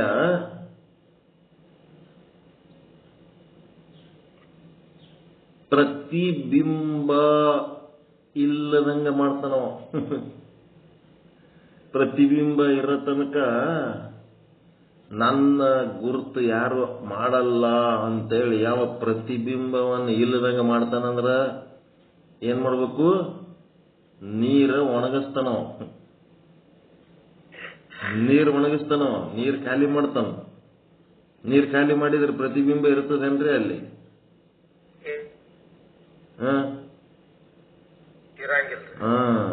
ಈಗ ನೀವು ಸಹಿತ ಬ್ರಹ್ಮಜ್ಞಾನದ ಜ್ಞಾನಾಗ್ನಿಯಿಂದ ಅಜ್ಞಾನ ಸುಟ್ಟು ಭಸ್ಮ ಮಾಡಿದ್ರಿ ಅಂತಂದ್ರೆ, ಜೀವಬ್ರಹ್ಮರ ಭೇದ ಬುದ್ಧಿ ಅದೇ ಅಜ್ಞಾನ. ಅಜ್ಞಾನವನ್ನ ಸುಟ್ಟು ಭಸ್ಮ ಮಾಡಿದ್ರಿ ಅಂದ್ರ ಏನಾಗ್ತದ? ಜ್ಞಾನದ ಬಲದಿಂದ ಅಜ್ಞಾನದ ಕೇಡು ನೋಡಯ್ಯ.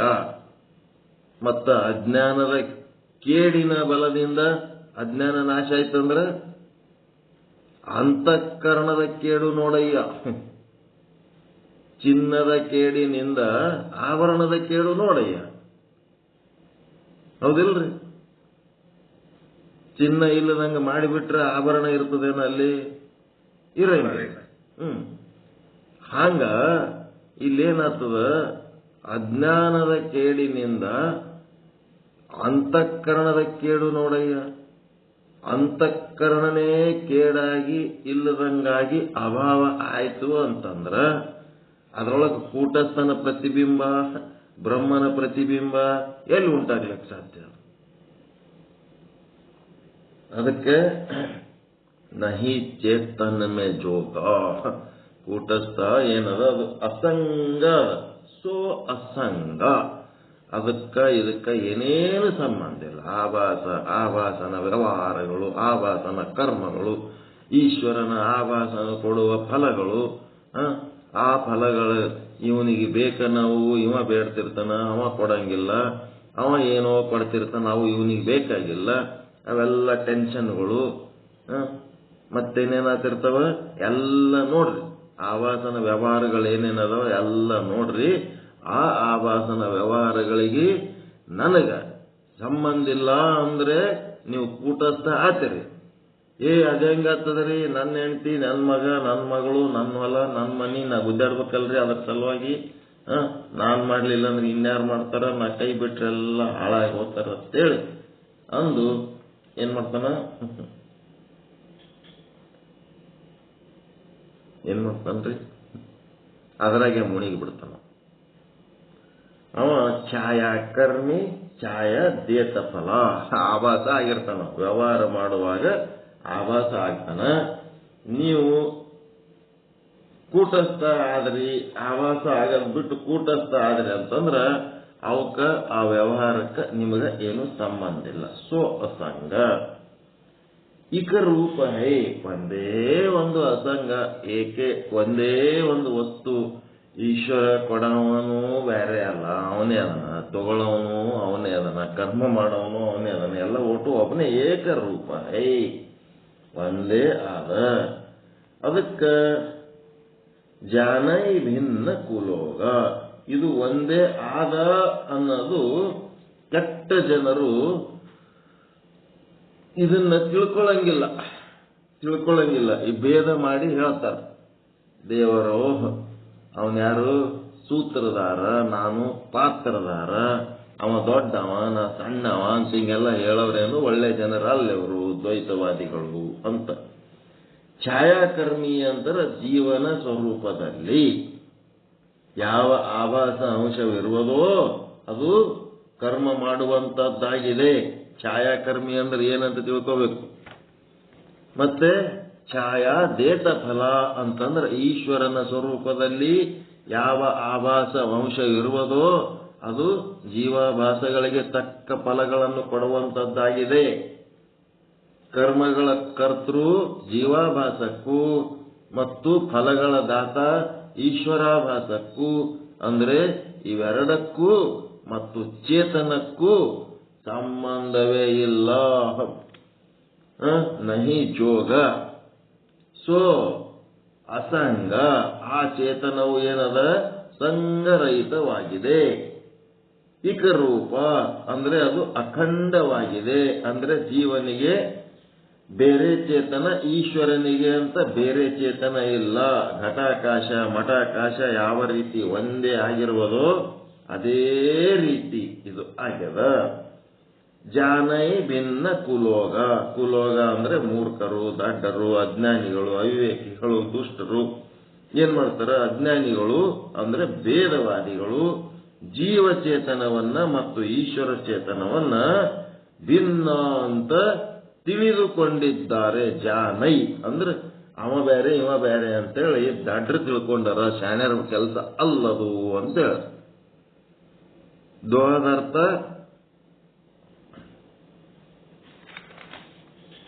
ಈ ದೋಹಗಳು ಬಹಳ ಮುಖ್ಯ ಅದಾವ. ಎಷ್ಟನೇ ದೋಹ ಇದು? 72ನೇ ದೋಹ. ಇದು 92ನೇ ದೋಹ. 174ನೇ ವಿಷಯಾಂಕ 92ನೇ ದೋಹ. 4-174- ಮತ್ತ 92 ಅದು ಬರೆದಿಟ್ಕೊಂಡಿರಿ.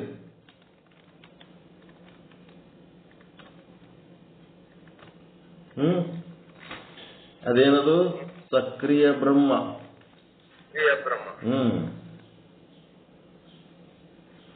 ಅಂತರ್ಬಾರ್ ಇದೊಂದೇನದ?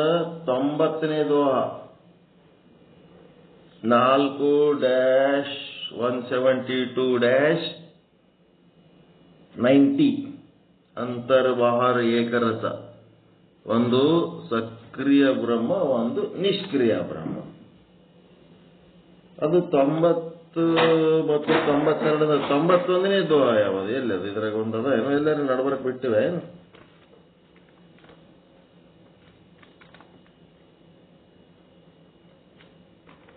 ಹಾ, 91ನೇ ದೋಹ ಏನದಂದ್ರ ಚತುರ್ಭ್ರಾಂತಿ ಚೇತನ ಕಹೋ ತಾಮೈ ಮಿಥ್ಯಾ ಜೀವ ಪುಣ್ಯ ಪಾಪ ಫಲ ಭೋಗವೈ ಚಿತಕೂಟಸ್ಥ ಸೋ ಶಿವ ಅಂತೇಳಿ ಇದಕ್ಕೆ ಸಂಬಂಧಪಟ್ಟದ್ದೇ ಅದು. ಅದನ್ನು ಬರ್ಕೊಳ್ರಿ. 90, 91, 92 ಪಾಪ ಪುಣ್ಯ ಮಾಡೋದು, ಪಾಪ ಪುಣ್ಯದ ಫಲ ಕೊಡೋದು, ಇವೆಲ್ಲ ಎಲ್ಲಿ ಮಾಡ್ತಾವ? ಇವು ಚತುರ್ಭ್ರಾಂತಿ ಚೇತನದಾಗ ಇವೆಲ್ಲ ನಡೀತಾವ. ಅವ ಚಿತ್ತಕೂಟಸ್ಥ ಏನದನ ಶಿವ, ಅವ ಇವಕ್ಕೆ ಯಾವಕ್ಕ ಸಂಬಂಧ ಇರ್ಲಾರ್ದಂಗ ಅದನ ಅನ್ನೋದು ಇದು ಹೇಳಿವಲ್ಲ. ಚತುರ್ಭ್ರಾಂತಿ ಚೇತನಕವೋ ಅಂದ್ರೆ ಯಾವ 4 ಪ್ರಕಾರದ ಚೇತನಗಳನ್ನು ಹೇಳಲ್ಪಟ್ಟಿದೆಯೋ ಅವುಗಳ ಪೈಕಿ ಮಿಥ್ಯಾ ಜೀವ ಅಂದ್ರೆ ಮಿಥ್ಯವಾದ ಆಭಾಸ ಅಂಶವು ಪುಣ್ಯ ಪಾಪಗಳನ್ನು ಮಾಡುತ್ತದೆ ಮತ್ತು ಫಲಭೋಗವೈ ಅಂತಂದ್ರೆ ಪುಣ್ಯ ಪಾಪಗಳ ಫಲಗಳಾದ ಸುಖ ದುಃಖಗಳನ್ನು ಭೋಗಿಸುವಂತಹದ್ದಾಗಿದೆ ಅಂಥೇಳಿ ಏನಂತ ಕೂಟಸ್ಥ ಇದೇನಂತ ನಾಲ್ಕದವಲ್ಲ, ಮಿಥ್ಯಾ ಜೀವ, ಮಿಥ್ಯಾ ಈಶ್ವರ, ಇವೇನಂತವ ಫಲ ಕೊಡ್ತಾವ, ಫಲ ಕರ್ಮ ಮಾಡ್ತಾವ ಅಂತ ಹೇಳಿದ್ಮೇಲೆ ಅದ್ರೊಳಗೆ ಚಿತ್ತಕೂಟಸ್ಥ ಶಿವ ಅಂದ್ರೆ ಯಾವ ಕೂಟಸ್ಥ ಚೇತನವಿರುವುದೋ ಅದು ಶಿವರೂಪವಿರುತ್ತದೆ ಅಂತ ಹೇಳಿ ಹಂಗಂದು ಕಡಿಗೆ ಏನ್ ಮಾಡ್ತಾರ ಅವರು, ಆ ಈಶ್ವರನನ್ನ ಮಿಥ್ಯ ಅನ್ಬೇಕಾದ್ರ ಅವನೊಳಗನು ಬ್ರಹ್ಮದನ, ಜೀವನನ್ನ ಮಿಥ್ಯ ಅನ್ಬೇಕಾದ್ರೆ ಅವನೊಳಗನು ಬ್ರಹ್ಮದನ, ಆ ಬ್ರಹ್ಮನಲ್ಲಿ ಆಭಾಸ ಭಾಗಗಳು ಏನದವಲ್ಲ ಆ ಆಭಾಸ ಭಾಗಗಳಲ್ಲಿ ವ್ಯವಹಾರ ನಡೀತದ, ಶುದ್ಧ ಚೇತನದಲ್ಲಿ ವ್ಯವಹಾರ ಇರಂಗಿಲ್ಲ ಅಂತೇಳಿ ಇನ್ನ ಬಿಡಿಸಿ ಹೇಳ್ತಾರೆ. ಈಶ್ವರಗ ಮಿಥ್ಯ, ಜೀವಕ್ಕೆ ಮಿಥ್ಯ, ಜಗತ್ತಿಗೆ ಮಿಥ್ಯ ಅನ್ಕೋತ್ ಕೂತರ ಜಗತ್ತಿನಾಗನು ಬ್ರಹ್ಮನ ಆಭಾಸ. ಮುಂದೇನ್ ಮಾಡ್ಬೇಕು? ಟೀಕಾ. ಜೀವನ ಸ್ವರೂಪದಲ್ಲಿರುವ ಯಾವ ಚೇತನದ ಛಾಯಾ ಅಂದ್ರೆ ಆಭಾಸ ಅಂಶವಿರುವುದು, ಜೀವನ ಸ್ವರೂಪದಲ್ಲಿ ಪಿಂಡಾಂಡದಲ್ಲಿ ಯಾವ ಆಭಾಸ ಇರುವುದೋ, ಕೂಟಸ್ಥ ಚೇತನದ ಛಾಯಾ ಅಂದ್ರೆ ಆಭಾಸವಿರುವುದು, ಅದು ಏನದಪ್ಪ ಅಂದ್ರೆ ಛಾಯಾಕರ್ಮಿ, ಅಂದ್ರೆ ಕರ್ಮವನ್ನು ಮಾಡುವಂತದ್ದಾಗಿದೆ. ಏನು ತಿಳಿಲಾರದಂಥದ್ದು ಏನದ, ಇದು ಈಜಿ ಅದ. ಈಶ್ವರನ ಸ್ವರೂಪದಲ್ಲಿರುವ ಯಾವ ಬ್ರಹ್ಮಚೇತನದ ಛಾಯಾ ಅಂದ್ರೆ ಆಭಾಸ ಅಂಶವಿರುವುದೋ ಅದು ಕರ್ಮಗಳನ್ನು ಮಾಡುವ ಜೀವಾಭಾಸನಿಗೆ ಫಲಗಳನ್ನು ಕೊಡುವಂತದ್ದಾಗಿದೆ. ಟೀಕಾ. ಇದು ಬರದಾರ ನೋಡ್ರಿ, ಅಲ್ಲಿ ನಿಮ್ಮ ಬುಕ್ನಾಗದ ಅದು. ಇದನ್ನ ತಿಳಿದುಕೊಂಡರೆ ಕರ್ಮಕಾಂಡ ಮತ್ತು ಉಪಾಸನ ಕಾಂಡಗಳ ಪ್ರಯೋಜನಗಳನ್ನು ತಿಳಿದುಕೊಂಡ ಹಾಗಾಗುತ್ತದೆ.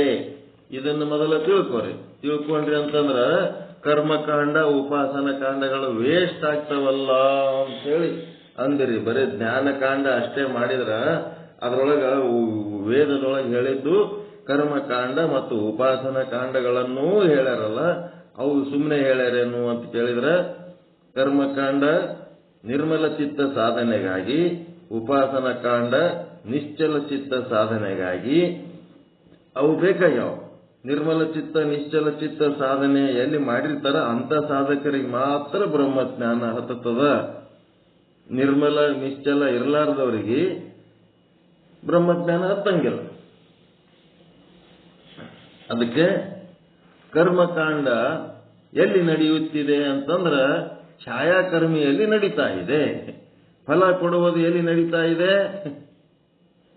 ಛಾಯಾದೇತ ಫಲ ಈಶ್ವರನ ಆಭಾಸನಲ್ಲಿ ನಡೆದದ.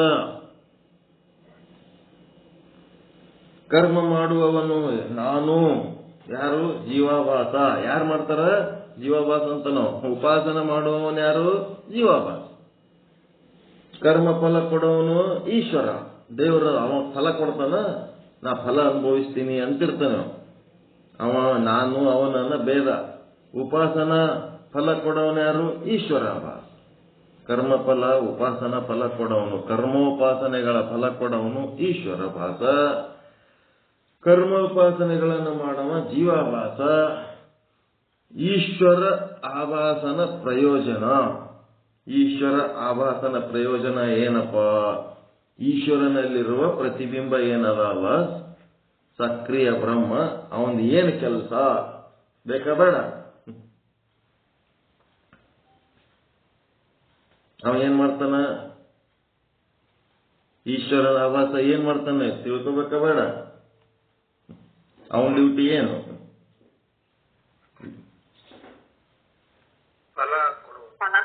ಫಲ ಕೊಡ್ತಾನ. ಫಲ ಕೊಡ್ತಾನಂದ್ರೆ ಎಂತ ಫಲ ಕೊಡ್ತಾನ? ಕರ್ಮೋಪಾಸನೆಗಳು ಸಕ್ರಿಯವಾಗಿದ್ದರೆ, ಸಕ್ರಿಯ ಅಂತಂದ್ರೇನು? ಇಲ್ಲ, ಸಕಾಮವಾಗಿದ್ದರೆ ಅದಕ್ಕೇನ್ ಕೊಡ್ತಾನ ಅವನು? ಭೋಗ ಕೊಡ್ತಾನ. ಈಶ್ವರಾಭಾಸನು ಸಕಾಮ ಕರ್ಮೋಪಾಸನೆ ಮಾಡಿದರೆ ಈಶ್ವರಾಭಾಸನು ಏನ್ ಮಾಡ್ತಾನೆ, ಅದಕ್ಕೆ ತಕ್ಕಂತ ಭೋಗಗಳನ್ನು ಕೊಡುತ್ತಾನೆ. ಮತ್ತೆ ನಿಷ್ಕಾಮ ಕರ್ಮ ನಿಷ್ಕಾಮ ಉಪಾಸನೆ ಮಾಡಿದ್ರೆ ಏನ್ ಮಾಡ್ತಾನ,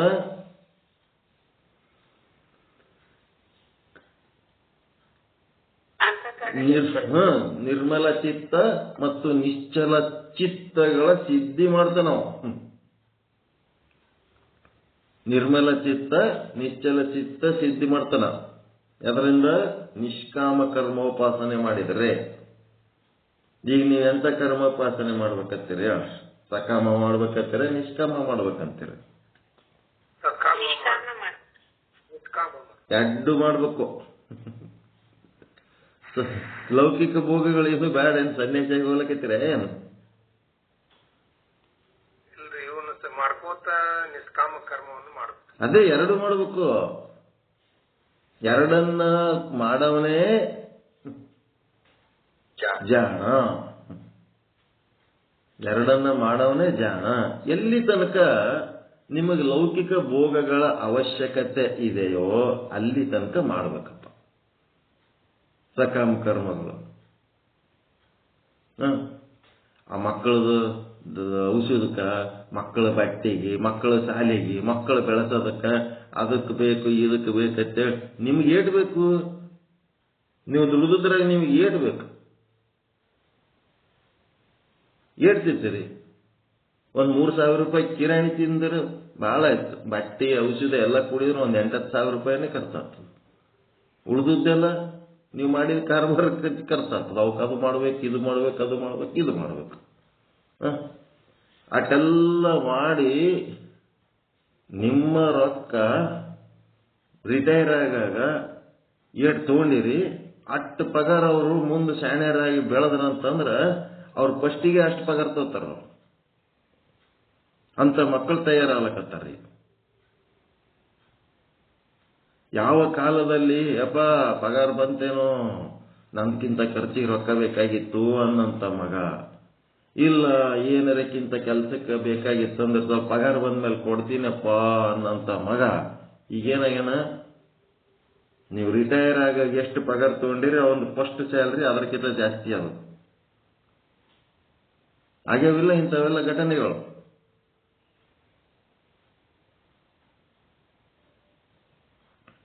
ಈಗ ಏನ್ ಮಾಡ್ತೀರಿ? ನಿಮ್ ರೊಕ್ಕದ ಮೇಲೆ ಸಕಾಮ ಮಾಡ್ತೀರ, ಏನ್ ಮಾಡ್ತೀರ?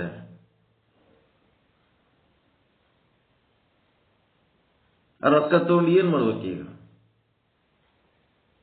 ಅವಶ್ಯಕತೆ ಮುಗಿತಾ ಇಲ್ಲ ರೊಕ್ಕದ್ದು. ಮಗನ ವ್ಯಕ್ತಿತ್ವ ಕಂಪ್ಲೀಟ್ ಆದ್ಮೇಲೆ ಮಗ ಒಂದು ದಂಡಿಗೆ ಹತ್ತಿ ತನ್ನ ಅನ್ನಕ್ಕೆ ತಾನು ಕೈ ಚಾಚಲಂಗ ಆದ್ನಂತಂದ್ರ ರೊಕ್ಕದ ಅವಶ್ಯಕತೆ ಅಷ್ಟೊಂದು ಬೇಕಾ ನಿಮಗ? ಇಲ್ಲ. ಅದು ಸಕಾಮ ಏನಾಗ್ತದ, ನಿಧಾನವಾಗಿ ತಂದು ತಾನೇ ಕಡಿಮೆ ಹಾಕೋತ ಹೋಗ್ತದ. ಅವಶ್ಯಕತೆ ಮುಗಿದ್ಮೇಲೆ ರೊಕ್ಕ ತಗೊಂಡು ಏನ್ ಮಾಡ್ಬೇಕು? ತಗೊಂಡು ಜಮಾ ಮಾಡಿ ಏನ್ ಮಾಡ್ತೀರಿ? ಆ ಹುಚ್ಚರು ಜಮಾ ಮಾಡ್ತಾರ, ಜ್ಞಾನಿಗಳು ಅದು ಜಮಾ ಮಾಡ್ಲಕ್ ಹೋಗಂಗಿಲ್ಲ. ತಗೊಂಡು ಏನ್ ಮಾಡ್ಬೇಕು? ಜಮಾ ಮಾಡಿ. ಲೋಭಿಗಳಂತೇನ್ ಹೇಳ್ತಾರ, ಅಜ್ಞಾನಿಗಳು ಅವಿವೇಕಿಗಳು ಏನಿರ್ತಾರ ಅವರು ಸಂಗ್ರಹ ಮಾಡ್ಕೋತಾರ, ಜಮಾ ಮಾಡಿ ಕೋಟಿ ಕೋಟಿ ಜಮಾ ಮಾಡ್ತಾರ. ಈ ಕೋಟಿ ಕೋಟಿ ರೊಕ್ಕ ತಗೊಂಡು ಏನ್ ಮಾಡ್ತೀರಿ? ಮುದುಕರಿಗೆ ಕೋಟಿ ಕೋಟಿ ರೊಕ್ಕ ಬೇಕಾ? ಕೂತ್ರ ಹೇಳಕ್ಕಾಗಲ್ಲ, ಎದ್ದರ್ ಕೂಡ್ಲಕ್ಕಾಗಲ್ಲ, ರಟ್ಟಿ ಹಿಡಿದು ಎತ್ತವ್ರು ಬೇಕಾ? ಮಕ್ಕಳು ಏನ್ ಮಾಡ್ತಾರ? ಜಗ್ಗಿ ಶಾಲಿ ಕಲ್ತು ನಿನ್ಗೆ ಎಷ್ಟು ಬೇಕಷ್ಟು ರೊಕ್ಕ ಹೇಳು, ಫೋನ್ ಪೇ ಮಾಡ್ತೀನಿ ಅಂತಾರ. ಇವ ಏನಂತ ನಮ್ದಕ್ಕ, ನನಗ ರೊಕ್ಕ ಬೇಕಾಗಿಲ್ಲಪ್ಪ, ನನಗೆ ರಟ್ಟಿ ಹಿಡಿದು ಎತ್ತವ್ರು ಇಳಿತವ್ರು ಬೇಕಾಗ್ಯದ. ರೊಕ್ಕ ತಗೊಂಡು ಏನ್ ಮಾಡ್ಲಿ? ನನಗ ರೊಕ್ಕವ. ನೋಡ್ರಿ ಹೆಂಗದ, ಅವಶ್ಯಕತೆಗಳು ಹೆಂಗ್ ಬರ್ತಾವ. ಸಕಾಮ ಕರ್ಮ ಸಕಾಮ ಉಪಾಸನೆ ಎಲ್ಲಿ ತನ ಮಾಡ್ತೀರಿ ಅಂದ್ರೆ ಬದುಕಿನೊಳಗ ಅವಶ್ಯಕತೆಗಳು ಪೂರೈಸೋ ತನಕ ಮಾಡ್ತೀರಿ. ಆಮೇಲೆ ಮುದುಕಾಗಿ ಸಾಯೋ ಟೈಮ್ನಾಗ ದೇವರೇ ನನಗೆ ರೊಕ್ಕ ಕೊಡು ಅಂತಾನೇನು ಅನ್ನಂಗಿಲ್ಲ. ಆರಾಮ ಸಾವು ಕೊಡಪ್ಪ, ಯಾರ ಹಂಗನಾಗಿರ್ಲಾರ್ದಂಗ, ಯಾರ ಕೈಯಾಗ ಬಿದ್ದು ಒದ್ದಾಡಂಗ ಮಾಡ್ಬೇಡಪ್ಪ. ಸಕಾಮ ಕರ್ಮ ಮಾಡ್ತಾನೆ ಮತ್ತೆ. ಅದಕ್ಕೆ ಸಕಾಮ ಕರ್ಮೋಪಾಸನೆ ಮಾಡಿದರೆ ಈಶ್ವರಾವಾಸನು ತಕ್ಕಂತ ಭೋಗಗಳನ್ನು ಕೊಡುತ್ತಾನೆ. ನಿಷ್ಕಾಮ ಕರ್ಮ ಉಪಾಸನೆ ಮಾಡಿದರೆ ಯಾವ ಕಾಲದಲ್ಲಿ ನೀವು ಸಕಾಮ ಕರ್ಮ ಮಾಡ್ತೀರಿ ಅದೇ ಕಾಲದಲ್ಲಿ ನಿಷ್ಕಾಮ ಕರ್ಮೋಪಾಸನೆಗಳನ್ನು ಮಾಡಬೇಕು. ಎರಡು ಮಾಡಬೇಕು. ಕೆಲವೊಂದು ಫಲವನ್ನು ಬಯಸಿ ಮಾಡಬೇಕು, ಕೆಲವೊಂದು ಫಲವನ್ನು ಬಯಸಲಾರದೇ ಮಾಡಂತವು ಅವು ಮಾಡಬೇಕು. ಅವು ಮಾಡಿದ್ರೆ ಅಂದ್ರೆ ಅಂತಃಕರಣ ಏನಾಗ್ತದ, ನಿರ್ಮಲ ಮತ್ತು ನಿಶ್ಚಲ ಆಗ್ತದ. ಈ ವಿಚಾರವನ್ನ ದೃಢ ನಿಶ್ಚಯ ಮಾಡಿಕೊಳ್ಳಬೇಕು. ನನಗೆ ಬ್ರಹ್ಮಜ್ಞಾನ ಆಗ್ಯದ, ನಂದು ಮೋಕ್ಷ ಮಾಡ್ಕೋಬೇಕಾಗ್ಯದ ಅರ್ಜೆಂಟಾಗಿ, ನಾನು ನಿರ್ಮಲ ಚಿತ್ತ ನಿಶ್ಚಲ ಚಿತ್ತರಿಗಾಗಿ ನಾನು ಬರೇ ನಿಷ್ಕಾಮ ಕರ್ಮ ಉಪಾಸನೆ ಮಾಡ್ತೀನಿ, ನನ್ಗೇನು ಪಗಾರ ಬೇಕಾಗಿಲ್ಲ, ರೊಕ್ಕ ತಗೊಂಡು ಏನ್ ಮಾಡ್ಲಿ ಅಂತ ಹೇಳಕ್ಕೆ ನಿಷ್ಕಾಮ ಮಾಡ್ಲಿಕ್ಕೆ ಬರ್ತದ? ಬರಂಗಿಲ್ಲ. ನನ್ನ ಲೌಕಿಕ ಅವಶ್ಯಕತೆಗಳು ಏನೇನದವ ಅವು ಪೂರೈಸುವ ತನಕ ಸಕಾಮ ಬೇಕು. ರಾಮಕೃಷ್ಣ ಪರಮಹಂಸರು ಒಂದು ಪೈಸೆ ಆ ಕಡೆ ಆಲಕ್ಕೆ ಬಿಡ್ತಿದ್ದಿಲ್ಲ ಅಂತ. ಪರಮ ಸಂಸಾರಿ. ಒಂದು ಪೈಸೆ ಹೆಚ್ಚು ಕಡಿಮೆ ಆಯ್ತಂದ್ರ ಎಲ್ಲರಿಗೂ ಮೇಲೆ ಕೆಳಗೆ ಮಾಡಿ ಇಟ್ಟು ಬಿಡ್ತಿದ್ನಂತ. ಏನ್ ಬ್ರಹ್ಮಜ್ಞಾನ ಹೇಳ್ತಾನೆ, ರೊಕ್ಕದ ಮೇಲೆ ನೋಡಿ ಎಷ್ಟು ಮೋಹ ಅದ ಅಂತ. ನೋಡೋರ್ ಕಣ್ಣಿಗೆ ಹಂಗೆ ಕಾಣ್ತದ, ಒಳಗೆ ಜ್ಞಾನಿಯ ಆನಂದ ಹೆಂಗಿರ್ತದೆ ಅವನಿಗೆ ಗೊತ್ತು. ದೋಹದಲ್ಲಿರುವ ಛಾಯಾ ಎಂಬ ಶಬ್ದದ ಸಂಬಂಧವು ಹೆಂಗದಂದ್ರೆ ದೆಹಲಿ ದೀಪ ನ್ಯಾಯ ಅಂತ ಒಂದದ. ದೆಹಲಿ ದೀಪ ನ್ಯಾಯ. ದೆಹಲಿ ದೀಪ ನ್ಯಾಯ ಅಂತಂದ್ರೆ ದೆಹಲಿ ಅಂತಂದ್ರೆ ಹೊಸ್ತಲ, ಹೊಸ್ತಲಿಗೆ ಅಂತಾರೆ ದೆಹಲಿ. ಒಂದು ದೆಹಲಿ ದೀಪ ನ್ಯಾಯ ಅಂತದ ಅಂದರೆ ಹೊಸ್ತಲ ಮೇಲೆ ಇಟ್ಟ ದೀಪದಂತೆ ಜೀವ ಈಶ್ವರ ಎರಡೂ ಕಡೆಗೆ ಇರುವುದು. ಅಂದ್ರೆ ಜೀವನಲ್ಲಿ ಅದು ಪ್ರತಿಬಿಂಬ ಅಂತಲೂ ಈಶ್ವರನಲ್ಲಿ ಅದು ಪ್ರತಿಬಿಂಬ ಅಂತ ತಿಳಿದುಕೊಳ್ಳಿರಿ. ಅದು ಹೇಗೆಂದರೆ ಹೊಸ್ತಿಲ ಮೇಲೆ ಇಡಲ್ಪಟ್ಟ ಯಾವ ದೀಪವಿರುವುದೋ ಅದು ಹೊರಗೂ ಒಳಗೂ ಎರಡೂ ಕಡೆ ಪ್ರಕಾಶ ಮಾಡುತ್ತದೆ. ಅದರಂತೆ ಜೀವನ ಸ್ವರೂಪದಲ್ಲಿರುವ ಛಾಯಾ ಕರ್ಮಿ ಮತ್ತು ಈಶ್ವರ ಸ್ವರೂಪದಲ್ಲಿರುವ ಛಾಯಾ ಫಲದಾತ ಆಗಿರುತ್ತದೆ.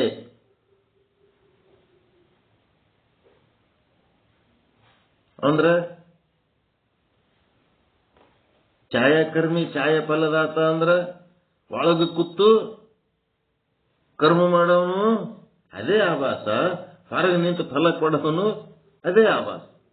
ಫಲ ಕೊಡೋವನು ಹೊರಗಿದ್ದವನಿಗೆ ಈಶ್ವರ ಆಭಾಸ ಅಂತಾರ, ಒಳಗೆ ಕೂತು ಕರ್ಮ ಮಾಡೋನಿಗೆ ಜೀವಾಭಾಸ ಚಿದಾಭಾಸ ಅಂತಾರ. ಒಂದೇ ಆಭಾಸ. ನೋಡ್ರಿ ಹೆಂಗ ಮತ್ತೆ ಹೆಂಗ್ ತಗೊಂಡೋತಾನ. ಹೊಸ್ತಲ ಮೇಲಿಟ್ಟ ದೀಪ ದೆಹಲಿ ದೀಪ ನ್ಯಾಯದಂತೆ, ಹೊಸ್ತಿಲ ಮೇಲೆ ಇಟ್ಟ ದೀಪದಂತೆ ಜೀವ ಈಶ್ವರ ಎರಡೂ ಕಡೆಗೆ ಇರುವುದು. ಅಂದ್ರೆ ಜೀವನಲ್ಲಿ ಅದು ಪ್ರತಿಬಿಂಬ ಅಂತಲೂ ಈಶ್ವರನಲ್ಲಿ ಅದು ಪ್ರತಿಬಿಂಬ ಅಂತಲೂ ತಿಳಿದುಕೊಳ್ಳಬೇಕು. ಅದು ಹೇಗೆಂದರೆ ಹೊಸ್ತಿಲ ಮೇಲೆ ಇಡಲ್ಪಟ್ಟ ಯಾವ ದೀಪವಿರುವುದೋ ಅದು ಒಳಗೂ ಹೊರಗೂ ಎರಡೂ ಕಡೆ ಪ್ರಕಾಶ ಮಾಡುತ್ತದೆ. ಅದರಂತೆ ಜೀವನ ಸ್ವರೂಪದಲ್ಲಿರುವ ಛಾಯಾಕರ್ಮಿ ಮತ್ತು ಈಶ್ವರ ಸ್ವರೂಪದಲ್ಲಿರುವ ಛಾಯಾ ಫಲದಾತ್ರ ಆಗಿರುತ್ತದೆ. ಒಳಗ ಈಶ್ವರನು ಅದೇ ದೀಪದ ಬೆಳಕ, ಜೀವನು ಅದೇ ದೀಪದ ಬೆಳಕ. ಒಳಗಿನ ಬೆಳಕು ಒಳಗ ಒಂದು ಹೊಸ್ತಲ ಮೇಲೆ ದೀಪ ಇಟ್ಟಿರಿ ಅಂದ್ರೆ ಅದ್ರ ಬೆಳಕು ಒಳಗ ಹೊರಗ ಆದಲ್ರಿ. ಒಂದು ಹೊರಗದ ಅಂತೀರಿ, ಒಂದು ಒಳಗದ ಅಂತೀರಿ. ಬೆಳಕು ಏಸದವ? ಒಂದೇ. ಒಳಗಿನ ಬೆಳಕ ಹೊರಗಿನ ಬೆಳಕ ಅಂದ್ರೇನು? ಒಂದು ಕರ್ಮ ಮಾಡ ಆಭಾಸ, ಒಂದು ಫಲ ಕೊಡ ಆಭಾಸ. ಒಂದು ಈಶ್ವರನಾಗಾದ ಅಂತಂದ್ರ ಹೊರಗಾದ ಅನ್ನಂಗ, ಒಂದು ಕರ್ಮ ಮಾಡೋದು ಒಳಗಾದ ಅಂತಂದ್ರ ಅದು ಜೀವನೊಳಗಾದ ಅಂತೇನು ಅಂತಿರಲ್ಲ, ಅವೆರಡೂ ಆಭಾಸಗಳು ಯಾರು ಅದಾವ?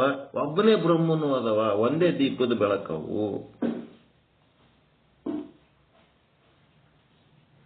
ಫಸ್ಟಿಗೆ ಹೇಳಿನ ನಾನು ಆಭಾಸ ಯಾರಾಗ್ಯಾರಂತ. ಬ್ರಹ್ಮನೇ ಆಗ್ಯಾನಂತ ಹೇಳಿದ್ರಿಲ್ಲ. ಹೇಳಿದ್ಮೇಲೆ ಇವ್ರು ಏನ್ ಮತ್ತೆ ಹಿಂಗೆ ಹೇಳಕತ್ತಾರ? ದೇಲಿ ದೀಪ ನ್ಯಾಯ ಅದೇ ಒಂದೇ, ಅದೇ ಬ್ರಹ್ಮಂದೇ ಬೆಳಕ, ಒಳಗ ಹೊರಗ. ಅದಕ್ಕ ಒಳಗಿನ ಬೆಳಕ ಹೊರಗಿನ ಬೆಳಕ, ಒಳಗಿನ ಕತ್ತಲ ಹೊರಗಿನ ಕತ್ತಲ. ಕತ್ತಲಿರೋದು ಒಂದೇ, ಮಧ್ಯದಲ್ಲಿರುವ ದೀಪ ಒಂದೇ.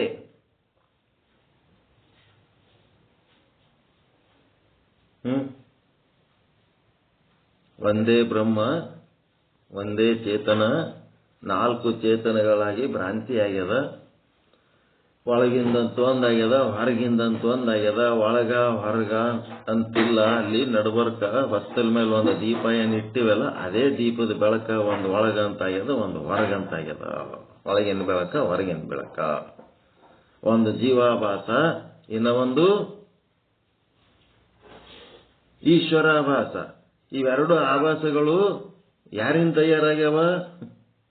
ಒಬ್ಬನೇ ಬ್ರಹ್ಮನಿಂದ ತಯಾರಾಗ್ಯಾವ. ಒಬ್ಬನೇ ಬ್ರಹ್ಮನ ಕೂಟಸ್ಥ ಮತ್ತೆ ಬ್ರಹ್ಮ ಅಂತೇನಂತಿರಲ್ಲ, ಅದು ಒಂದೇ ಅಖಂಡ ಅದ ಇಲ್ಲ. ಕೂಟಸ್ಥನ ಪ್ರತಿಬಿಂಬ ಅಂದ್ರೆ ಬ್ರಹ್ಮನ ಪ್ರತಿಬಿಂಬ ಹೌದಾ ಅಲ್ಲ? ಮತ್ತೆ ಈಶ್ವರನ ಪ್ರತಿಬಿಂಬ, ಈಶ್ವರಾಭಾಸ ಅಂದ್ರೆ ಅದು ಕೂಟಸ್ಥನ ಪ್ರತಿಬಿಂಬ ಹೌದಾ ಅಲ್ಲ? ಕೂಟಸ್ಥ ಬ್ರಹ್ಮ ಎರಡು ಒಂದೇ ಅದಾವ. ನಮಗ್ ಹಿಂಗ ಅನ್ಸದ ದೇಹಲಿ ದೀಪ ನ್ಯಾಯ ಒಂದೇ ಅದು, ಎರಡು ಆಭಾಸಗಳು. ತಿಳಿಸೋಕ್ಕೋಸ್ಕರ ಎರಡು ಮಾಡ್ಯಾರ. ಇವ್ರ ಕಡೆ ಎರಡು ಬೆಳಕುಗಳು ಎಲ್ಲಿಂದ ಆಗ್ಯಾವ? ಒಂದೇ ದೀಪದು ಅದಾವ. ಹೊಸ್ತಲ ಮೇಲೆ ದೀಪ ಇಟ್ಟಿವ. ದೆಹಲಿ ಅಂತಂದ್ರೆ ಹೊಸ್ತಲ ಮೇಲೆ ದೀಪ ಇಟ್ಟಿವಿ. ಒಳಗನು ಬೆಳಕು ಹಾಕ್ಯದ, ಹೊರಗನು ಬೆಳಕು ಹಾಕ್ಯದ. ಒಳಗಿನ ಬೆಳಕಂದ್ರು ಅದೇ ದೀಪದ್ದು, ಹೊರಗಿನ ಬೆಳಕಂದ್ರು ಅದೇ ದೀಪದ್ದು. ಅದೇ ರೀತಿ ಕೂಟಸ್ಥನ ಪ್ರತಿಬಿಂಬ, ಜೀವಾಭಾಸ, ಚಿದಾಭಾಸ ಅಂದ್ರೂ ಅದೇ ಬ್ರಹ್ಮಂದು. ಮತ್ತ ಈಶ್ವರನ ಅಂದ್ರ ಬ್ರಹ್ಮನ ಪ್ರತಿಬಿಂಬ, ಈಶ್ವರಾಭಾಸ ಅಂತಂದ್ರೂ ಅದೇ ಬ್ರಹ್ಮಂದು. ಎರಡು ಆಭಾಸಗಳು ಒಂದೇ ವಸ್ತುವಿನದು. ಒಂದು ಒಳಗಿಂದಾಗ್ಯದ, ಒಂದು ಹೊರಗಿಂದಾಗ್ಯದ. ಒಂದು ಫಲ ಕೊಡೋದದ, ಒಂದು ಕರ್ಮ ಮಾಡೋದದ. ಎರಡು ಏಕ ಹೈ, ಅಖಂಡ ಹೈ. ನಮಗ ಹಂಗ ಅನ್ನಿಸ್ತದಷ್ಟೇ. ಇದರಿಂದ ಏನು ಸಿದ್ಧವಾಯಿತು? ಏನ್ ಇಂಥ ಪರಿ ತಿಳ್ಕೊಂಡಕ್ಕೆ ಏನ್ ಮಾಡಿದ್ರಪ್ಪ ಅಂದ್ರೆ, ಜೀವನ ಸ್ವರೂಪದಲ್ಲಿಯ ಯಾವ ಆಭಾಸ ಅಂಶವಿರುವುದೋ ಅದು ಪುಣ್ಯ ಪಾಪಗಳನ್ನು ಮಾಡುವಂತಹದ್ದಾಗಿದೆ ಮತ್ತು ಅವುಗಳ ಫಲಗಳನ್ನು ಭೋಗಿಸುವಂತಹದ್ದಾಗಿದೆ. ಈಶ್ವರನಲ್ಲಿಯ ಯಾವ ಆಭಾಸ ಅಂಶವಿರುವುದೋ ಅದು ಕರ್ಮಗಳಿಗೆ ಫಲವನ್ನು ಕೊಡುವಂತಹದ್ದಾಗಿದೆ. ಮುಖ್ಯಾಂಶಗಳಿವು. ಅಂದ್ರೆ ಜೀವನು ಪುಣ್ಯ ಪಾಪ ಮಾಡುತ್ತಾನೆ ಅಂದ್ರೆ ಜೀವನಲ್ಲಿರುವ ಆಭಾಸದ ಅಂಶವು ಮಾತ್ರ ಪುಣ್ಯ ಪಾಪ ಮಾಡುತ್ತದೆ. ಅದರೊಳಗಿರುವ ಕೂಟಸ್ಥ ಶುದ್ಧ ಚೇತನದ ಭಾಗ ಪುಣ್ಯ ಪಾಪ ಮಾಡುವುದಿಲ್ಲ ಮತ್ತು ಅವುಗಳ ಫಲಗಳನ್ನು ಭೋಗಿಸುತ್ತದೆ. ಕರ್ಮ ಫಲನೂ ಭೋಗಿಸ್ತದ. ಮತ್ತು ಜೀವನದಲ್ಲಿರುವ ಕೂಟಸ್ಥ ಚೇತನವೂ ನಿಷ್ಕ್ರಿಯವಾಗಿದ್ದು ತನ್ನ ಸತ್ತಾಸ್ಫೂರ್ತಿಯನ್ನು ಜೀವನಿಗೆ ಒದಗಿಸುತ್ತದೆ. ಜೀವನಿಗೆ ತನ್ನ ಸತ್ತಾಸ್ಫೂರ್ತಿಯನ್ನು ಒದಗಿಸಿದ್ದೆವದು ಕೂಟಸ್ಥ. ಈಶ್ವರನು ಜೀವನಿಗೆ ಕರ್ಮ ಫಲಗಳನ್ನು ಕೊಡುತ್ತಾನೆ ಅಂದ್ರೆ ಈಶ್ವರನಲ್ಲಿರುವ ಆಭಾಸದ ಅಂಶವು ಮಾತ್ರ ಕರ್ಮ ಫಲ ಕೊಡುತ್ತದೆ. ಈಶ್ವರನಲ್ಲಿರುವ ಬ್ರಹ್ಮಚೇತನ ನಿಷ್ಕ್ರಿಯವಾಗಿದೆ. ಅದೇನು ಕರ್ಮ ಫಲ ಕೊಡಲ್ಲ. ಏನ್ ಕೊಡ್ತಿ, ಏಟ್ ಕೊಡ್ತಿ ಸಹಿತ ನೋಡಂಗಿಲ್ಲದು. ಈಶ್ವರನೊಳಗಿರೋದು. ಯಾರಿಗಾರ ಕೊಡು, ಎಟ್ಟರ ಕೊಟ್ಕೋ, ಏನಾರ ಮಾಡ್ಕೋ, ನಮ್ಗೆ ಗೊತ್ತಿಲ್ಲತ್ತು. ಈಶ್ವರನಲ್ಲಿರುವ ಬ್ರಹ್ಮಚೇತನವು ನಿಷ್ಕ್ರಿಯವಾಗಿದ್ದು ಅದು ಏನ್ ಮಾಡಿದ, ತನ್ನ ಸತ್ತಾಸ್ಫೂರ್ತಿಯನ್ನು ಈಶ್ವರನಿಗೆ ಒದಗಿಸುತ್ತದೆ.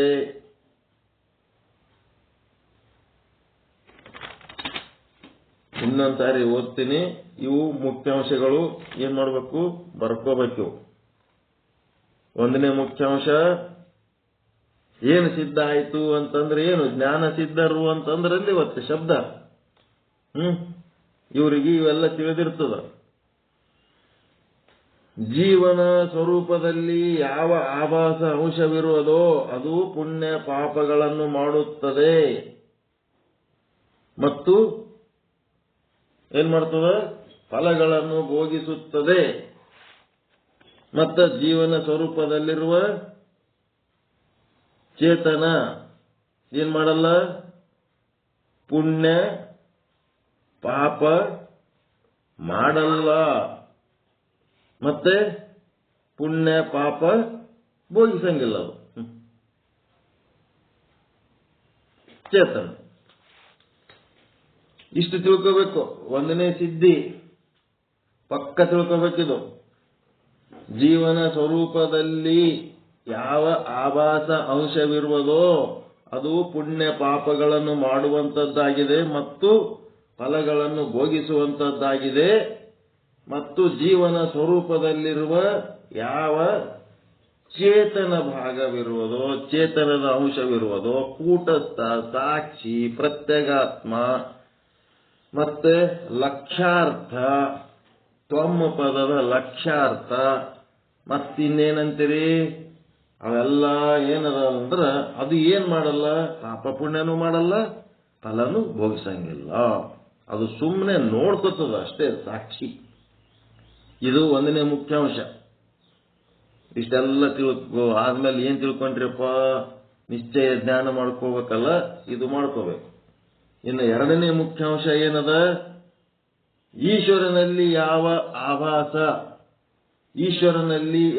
ಆಭಾಸ ಅಂಶವಿರುವುದೋ ಅದು ಕರ್ಮಗಳಿಗೆ ಫಲವನ್ನು ಕೊಡುವಂತದ್ದಾಗಿರುತ್ತದೆ. ಯಾರ ಕರ್ಮಕ್ಕೆ?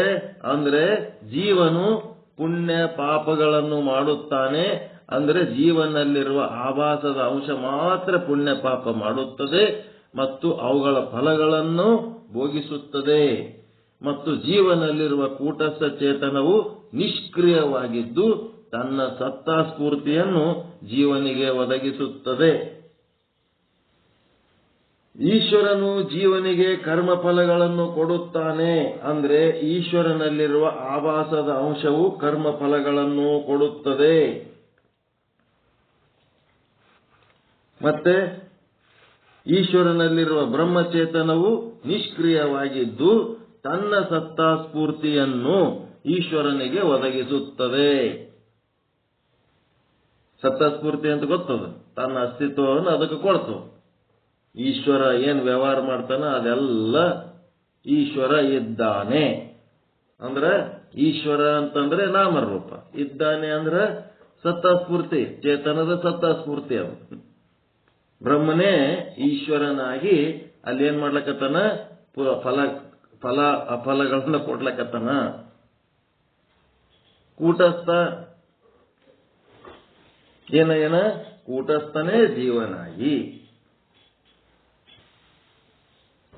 ಕೂಟಸ್ಥನೇ ಜೀವನಾಗಿ ಆ ಜೀವನ ವ್ಯವಹಾರಗಳಿಗೆಲ್ಲ ತನ್ನ ಸತ್ತಾ ಸ್ಫೂರ್ತಿಯನ್ನು ಕೊಡುತ್ತಿದ್ದಾನೆ.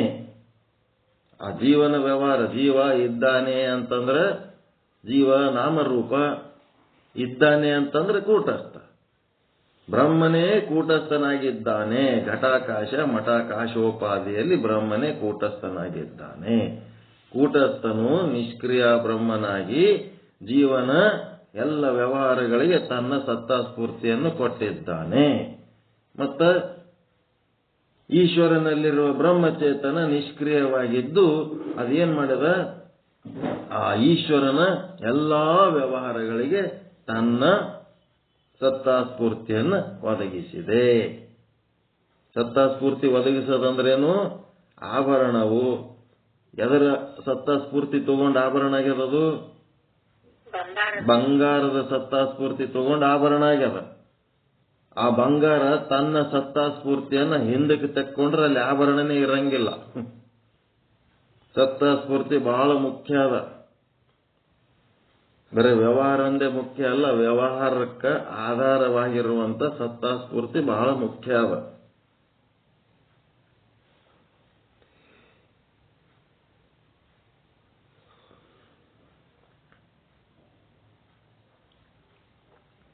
ಈ ಜೀವ ಈಶ್ವರದಲ್ಲಿ ಭೇದ ಇದ್ದಂಗೂ ಕಾಣ್ತದ, ಅಭೇದ ಇದ್ದಂಗೂ ಕಾಣ್ತದ. ವ್ಯಷ್ಟಿ ಅಂದ್ರೆ ಒಂದು ಜೀವ, ಸಮಷ್ಟಿ ಅಂದ್ರೆ 84 ಲಕ್ಷ ಜೀವರಾಶಿಗಳು. ಆ 84 ಲಕ್ಷ ಜೀವರಾಶಿಗಳು ಈ ಒಂದು ಜೀವವನ್ನು ಬಿಟ್ಟದ ಏನ್ರಿ? ಈ ಜೀವದಂತೇನ ಹೇಳ್ತೀರಿ? ಈ ಜೀವ ಹಿಡ್ಕೊಂಡೇ ಅದ್ರಾಗದ. ಇದು ನೋಡ್ರಿ, ಒಂದು ಆಗಿ ಭೇದ ಕಾಣಿಸ್ತದ. 84 ಹಿಡ್ಕೊಂಡ್ರೆ ಅದ್ರಾಗ ಇದು ಒಂದಾಗಿರ್ತದ.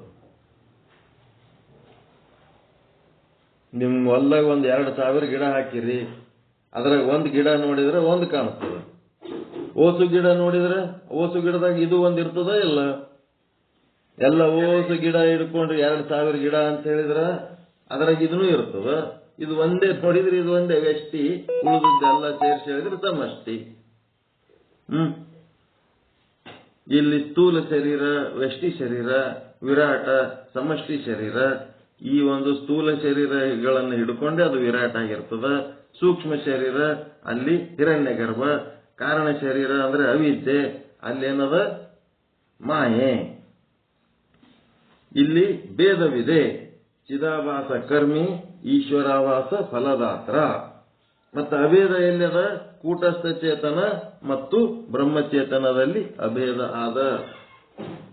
ಕೂಟಸ್ಥ ಚೇತನ ಬ್ರಹ್ಮಚೇತನದಲ್ಲಿ ಅಭೇದ ಆದ. ಮತ್ತು ಚಿದಾಭಾಸ ಮತ್ತು ಈಶ್ವರಾಭಾಸನಲ್ಲಿ ಭೇದ ಆದ. ಈ ಭೇದ ಹೆಂಗ ಆದಪ್ಪ ಅಂತಂದ್ರೆ ದೇಲಿ ದೀಪ ನ್ಯಾಯದಂತೆ. ಒಂದೇ ಬ್ರಹ್ಮ ಏನಾಗ್ಯದ? ಘಟಾಕಾಶ ಮಠಾಕಾಶ ಹೆಂಗಾಗ್ಯದ ಹಾಂಗಿದು ಏನಾಗ್ಬಿಟ್ಟದ? ಕೂಟಸ್ಥ ಮತ್ತು ಬ್ರಹ್ಮಚೇತನ ಅಂತ ಎರಡಾಗ್ಯದ. ಅದು ಆಕ್ಚುಲ್ ಏನದ? ಒಂದೇ ಬ್ರಹ್ಮ ಅದ. ಅದು ಹೆಂಗದ? ಒಂದು ದೀಪ ಇದ್ದಂಗದ.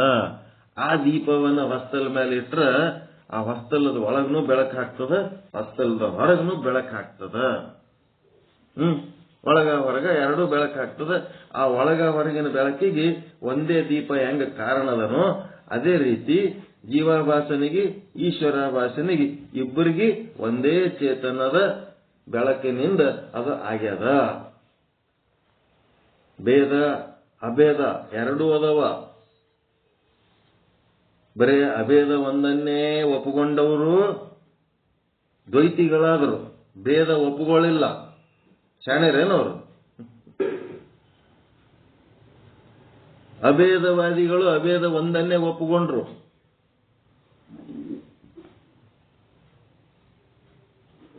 ಭೇದವಾದಿಗಳು ಭೇದ ಒಂದನ್ನೇ ಒಪ್ಪುಗೊಂಡ್ರು, ಅಭೇದವಾದಿಗಳು ಅಭೇದ ಒಂದನ್ನೇ ಒಪ್ಪುಗೊಂಡ್ರು. ಹೆಂಗಿದು? ಅಭೇದವಾದಿಗಳು ಭೇದವನ್ನ ತಿರಸ್ಕರಿಸಿ ಮಾಡ್ತಾರ, ಭೇದವಾದಿಗಳು ಅಭೇದವನ್ನ ತಿರಸ್ಕಾರ ಮಾಡ್ತಾರ. ಎರಡೂ ಕರೆಕ್ಟ್ ಅದಾವ. ಅದು ಆದ ಇದು ಆದ ಅಂತೇಳಿ ಎರಡನ್ನ ಗೌರವಿಸಿದವರು ಶರಣರು, ಶಕ್ತಿ ವಿಶಿಷ್ಟಾದ್ವೈತ ಸಿದ್ಧಾಂತದವರು. ಯಾವುದನ್ನ ತಿರಸ್ಕರಿಸಬೇಡ್ರಿ. ಭೇದನೂ ಆದ ಅಭೇದನೂ ಆದ.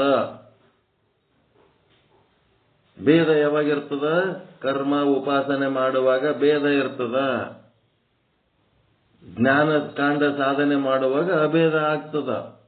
ಭಕ್ತಸ್ಥಲ ಮಹೇಶ ಸ್ಥಳ ಕರ್ಮ, ಪ್ರಸಾದಿ ಸ್ಥಳ ಪ್ರಾಣಲಿಂಗಿ ಸ್ಥಳ ಉಪಾಸನೆ, ಶರಣ ಸ್ಥಳ ಐಕ್ಯ ಸ್ಥಳ ಜ್ಞಾನ. ಅಷ್ಟನ್ನ ವೇದಗಳು ಯಾವ ರೀತಿ ಎಲ್ಲ ಕರ್ಮ ಉಪಾಸನೆ ಜ್ಞಾನಕ್ಕೆ ಮಹತ್ವ ಕೊಟ್ಟದ, ಭಗವದ್ಗೀತೆ ಯಾವ ರೀತಿ ಕರ್ಮ ಉಪಾಸನೆ ಜ್ಞಾನ ಮೂರಕ್ಕೂ ಮಹತ್ವ ಕೊಟ್ಟದ, ಅದೇ ರೀತಿ ವೀರಶೈವ ಸಿದ್ಧಾಂತ ಅದು ಸಹಿತ ಕರ್ಮ ಉಪಾಸನೆ ಜ್ಞಾನಕ್ಕೆ ಸಮಾನ ಮಹತ್ವ ಕೊಟ್ಟದ. ಅದನ್ನ ತಿಳ್ಕೊಳಕ್ ಬರಲಾರದಂತ ಅಜ್ಞಾನಿಗಳು ಏನಾದರೂ, ಕೆಲವೊಬ್ಬರು ದ್ವೈತಿಗಳಾದರು, ಕೆಲವೊಬ್ಬರು ಅದ್ವೈತಿಗಳಾದರು. ಅದ್ವೈತ ಅದ್ವೈತ ಅದ್ವೈತ ಅಂತ ಸಾಯ್ತಿರ್ತಾರೆ. ದ್ವೈತ ಇರಲಾರ್ದೆ ಅದ್ವೈತ ಆಗ್ತದೇನು? ದ್ವೈತ ದ್ವೈತ ದ್ವೈತ ಅಂತ ಇರ್ತಾರೆ. ಅದ್ವೈತ ಮಟ್ಟದ ಜ್ಞಾನ ನಮಗ ಬ್ಯಾಡ್ರಿ, ದ್ವೈತಿಗಳಾಗಿಯೇ ಇರ್ತೀವಿ. ಇರ್ರಿ, ಯಾರು ಬೇಡ ಅಂತಾರ? ಅಂದ್ರೆ ಇಲ್ಲಿ ದ್ವೈತ ಇಲ್ಲ. ಅದಕ್ಕೇನಂತಾರ ಶರಣ ಸಿದ್ಧಾಂತದಲ್ಲಿ ಅವಿನಾಭಾವ ಸಂಬಂಧ. ಬಿಡಿಸಿ ಬೇರಾಗದ ಬೆರಸಿ ಒಂದಾಗದ ಸಂಬಂಧ. ಅವಿನಾಭಾವ ಸಂಬಂಧ ಬಹಳ ಚಂದ ಈ ಶಬ್ದ. ಬಿಡಿಸಿ ಬೇರೆ ಮಾಡ್ಲಕ್ಕೂ ಬರಲ್ಲ, ಬೆರೆಸಿ ಒಂದು ಮಾಡ್ಲಕ್ಕೂ ಬರಲ್ಲ. ಇಂಥ ಸಂಬಂಧ ಸೂರ್ಯ ಮತ್ತ ಸೂರ್ಯನ ಬೆಳಕ. ಬೆಳಕಿಗೆ ಸೂರ್ಯ ಅಂತೀರೇನು?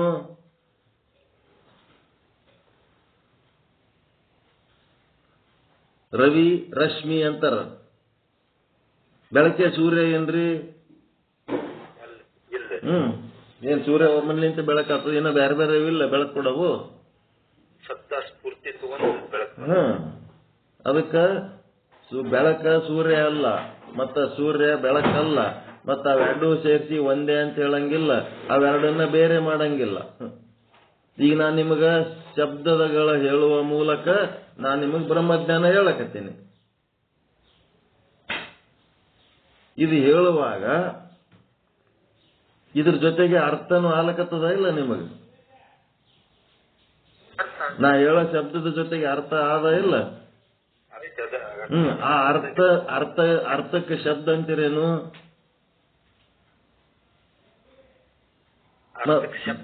ಅಲ್ಲ. ಮತ್ ಶಬ್ದಕ್ಕೆ ಅರ್ಥ ಅಂತೀರೇನು?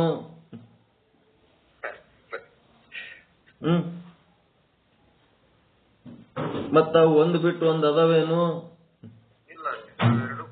ಕೂಡೆ ಅದಾವ. ಚೇತನ ಮತ್ತು ಆಭಾಸ ಜೊತೆ ಜೊತೆಗೆ ಅದಾವು. ಅವು ಏನು ಬೆಟ್ಟು ಬೇರೆ ಇಲ್ಲ, ಕೂಡೆ ಅದಾವ.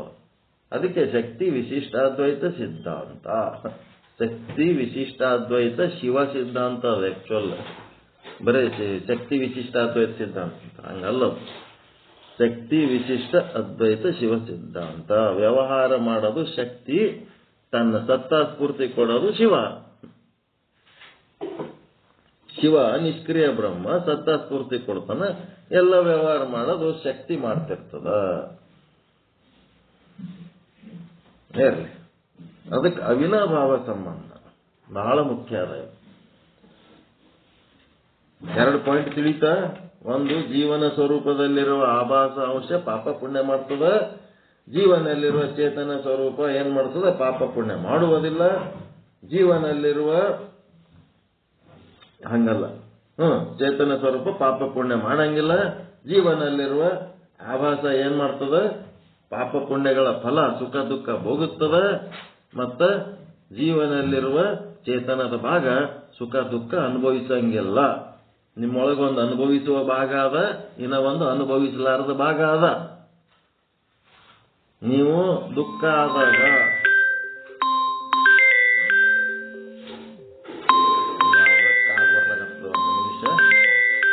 ಅದ್ರ ಪಾಡಿಗೆ ಅದಕ್ಕೆ ಬಿಡಬೇಕು. ಅದೇನಾದ್ರು ಟಚ್ ಮಾಡಿದೆ ಅಂದ್ರೆ ರೆಕಾರ್ಡಿಂಗ್ ಹೋಗ್ಬಿಡುತ್ತೆ. ಸ್ವಲ್ಪ ಅದು ಸರಿಸಿದ್ರೆ ರೆಕಾರ್ಡಿಂಗ್ ಬಂದ್ ಮಾಡ್ತೀವಿ.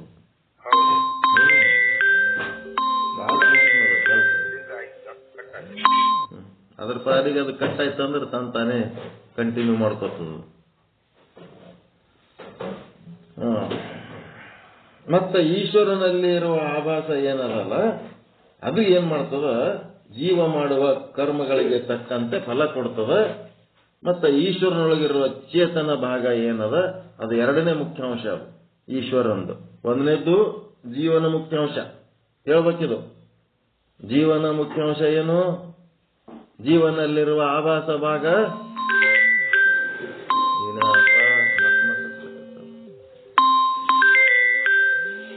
ಅಲ್ಲಿ ಯಾರು ಹೊರಗೆ ಕೋರಿಯರ್ದವ್ರು ಯಾರು ಬಂದಾರ ನೋಡಿ, ಸ್ವಲ್ಪ ಬಂದ್ರೆ ಇಟ್ಕೊಂಬ.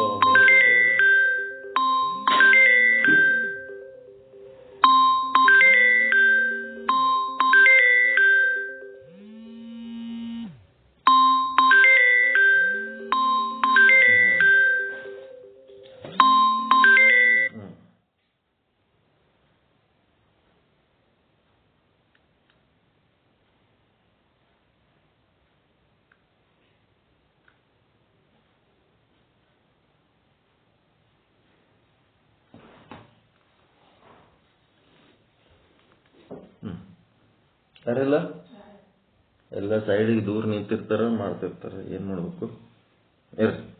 ಅದಕ್ಕೆ ಮುಖ್ಯಾಂಶ ಜೀವನ. ಮುಖ್ಯಾಂಶ ಜೀವನಲ್ಲಿ ಒಂದು ಆಭಾಸ ಭಾಗವಿದೆ, ಒಂದು ಚೇತನ ಭಾಗವಿದೆ. ಅಚೇತನ ಭಾಗ ಕೂಟಸ್ಥ, ಸಾಕ್ಷಿ, ಪ್ರತ್ಯೇಗಾತ್ಮ ಏನೆಲ್ಲ ಅಂತೀರಿ.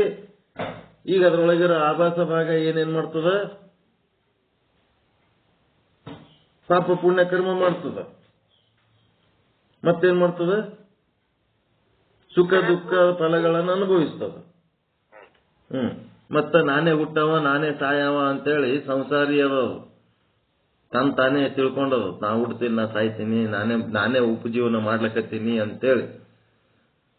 ಮತ್ತೆ ಚೇತನ ಭಾಗ ಏನದಲ್ಲ, ಕೂಟಸ್ಥ ಸಾಕ್ಷಿ ಅಂತ ಏನದಲ್ಲ, ಅದು ಏನ್ ಮಾಡ್ತದ? ಏನ್ ಮಾಡ್ತದ್ರಿ? ಪಾಪ ಪುಣ್ಯ ಮಾಡುವುದಿಲ್ಲ, ಮತ್ತು ಪಾಪ ಪುಣ್ಯದ ಫಲಗಳನ್ನು ಅದು ಅನುಭವಿಸುವುದಿಲ್ಲ. ಮತ್ತ ಹುಟ್ಟವ ನಾನು, ಬದುಕವ ನಾನು, ಸಾಯವ ನಾನು ಅಂತ ಹೇಳಕ್ಕೆ ಅದು ಅನ್ಕೊಂಡಿಲ್ಲ. ಯಾಕಂದ್ರೆ ಅದು ಹುಟ್ಟು ಇಲ್ಲದ್ದು, ಸಾವು ಇಲ್ಲದ್ದು ಅದು. ಈ ಪ್ರಜ್ಞೆ ಪಾಪ ಪುಣ್ಯ ಮಾಡವ ನಾನಲ್ಲ, ಫಲಭೋಗ ಅನುಭವಿಸುವ ನಾನಲ್ಲ, ಹುಟ್ಟವ ನಾನಲ್ಲ, ಸಾಯವ ನಾನಲ್ಲ ಅಂತೇಳಿ ಈ ಪ್ರಜ್ಞಾ ಶೂನ್ಯ ಆದಾಗ, ಈ ಪ್ರಜ್ಞೆ ಶೂನ್ಯ ಸಂಪೂರ್ಣ ಜೀರೋ ಇದ್ದಾಗ, ಪಾಪ ಪುಣ್ಯ ಮಾಡೀನಿ ಅದರ ಫಲಭೋಗ ಅನುಭವಿಸಬೇಕು ಅಂತೇಳಿ ಆ ಫಲಭೋಗದ ಭಯ ಏನ್ ಮಾಡ್ತದ?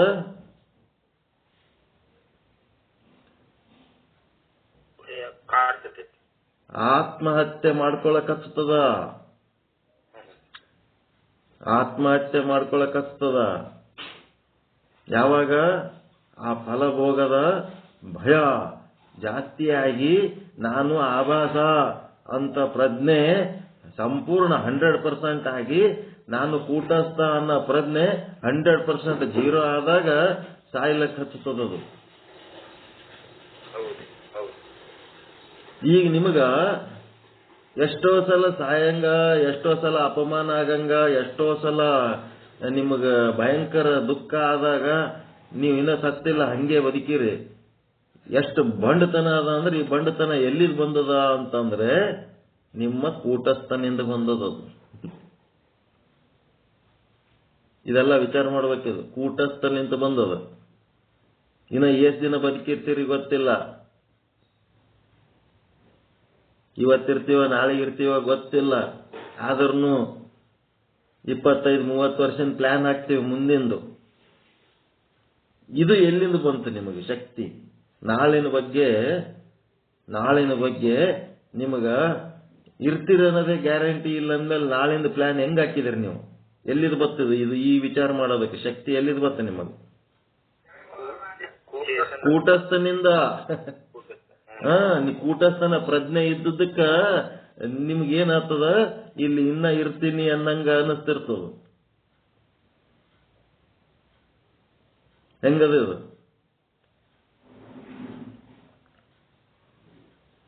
ಆಯ್ತಾ ಟೈಮ? ಕೂಟಸ್ಥ ಅದನಂತೇಳಿ ನಿಮಗ ನಾಳಿನ ಬಗ್ಗೆ ಭರವಸೆ ಆದ. ಬರೇ ಆಭಾಸ ಒಂದೇ ಇತ್ತು ಅಂತಂದ್ರ ನಾಳಿನ ಬಗ್ಗೆ ಭರವಸೆ ಇಲ್ಲ. ಈ ಕ್ಷಣನೇ ಸಾಯಂಗ ಮಾಡ್ತದದು. ಕೂಟಸ್ಥನ ಪ್ರಜ್ಞೆ ಇದ್ದದ್ದಕ್ಕೆ ನೀವೇನ್ ಮಾಡ್ತೀರಿ? ಏಕ್ದಮ್ ಕೂಟಸ್ಥ ಸ್ವರೂಪಕ್ಕೆ ಹೋಗ್ತೀರಿ. ನಿಮಗೆ ತಿಳಿಲಾರ್ದೇನೋ ತಿಳಿದನೋ ನಿಮಗೆ ಅಪಮಾನ ಆಗಿ ಇನ್ನೇನ್ ಸಾಯ್ಬೇಕನ್ನಷ್ಟು ಪರಿಸ್ಥಿತಿ ಬಂದಾಗನು ನೀವು ಕೂಟಸ್ಥನ ಪ್ರಜ್ಞೆ ಒಳಗೆ ಹೋಗ್ಬಿಟ್ರಿ ಅಂತಂದ್ರ ಆ ಮಾನ ಅಪಮಾನಗಳು ನಮ್ಗೆ ಸಂಬಂಧ ಇಲ್ಲ ಅಂಥೇಳಿ ನೀವೇನ್ ಮಾಡ್ಬಿಡ್ತೀರಿ? ಅಸಂಗ ಆಗಿಬಿಡ್ತೀರಿ ಆ ಪ್ರಸಂಗದಿಂದ. ಅದು ನಿಮಗೆ ತಿಳಿದಿತ್ತೋ ತಿಳಿದಿಲ್ಲೋ, ನಿಮ್ಮ ಹಿಂದಿನ ಜನ್ಮಾಂತರದ ಸಾಧನೆಯ ಫಲವಾಗಿ ನೀವು ಬರುವ ಪಾಪ ಪುಣ್ಯ ಅದರ ಫಲಗಳಿಗೆ ಅಸಂಗ ಆಗಿ ಉಳಿದಿರೋದಕ್ಕ ಇಲ್ಲಿ ತನಕ ಚಂದ ಬದುಕಿರಿ. ಅದು ಕೂಟಸ್ಥನ ಪ್ರಜ್ಞೆಲಿಂತೆ ಬದುಕಿರಿ. ಬದುಕಿದ್ದು ಮಾತ್ರ ಕೂಟಸ್ಥನ ಪ್ರಜ್ಞೆಲಿಂತೆ. ಅದು ಎದರಿಂದ ಬದುಕಿರತ್ ನಿಮಗೆ ಗೊತ್ತಿಲ್ಲ ಅಷ್ಟೇ.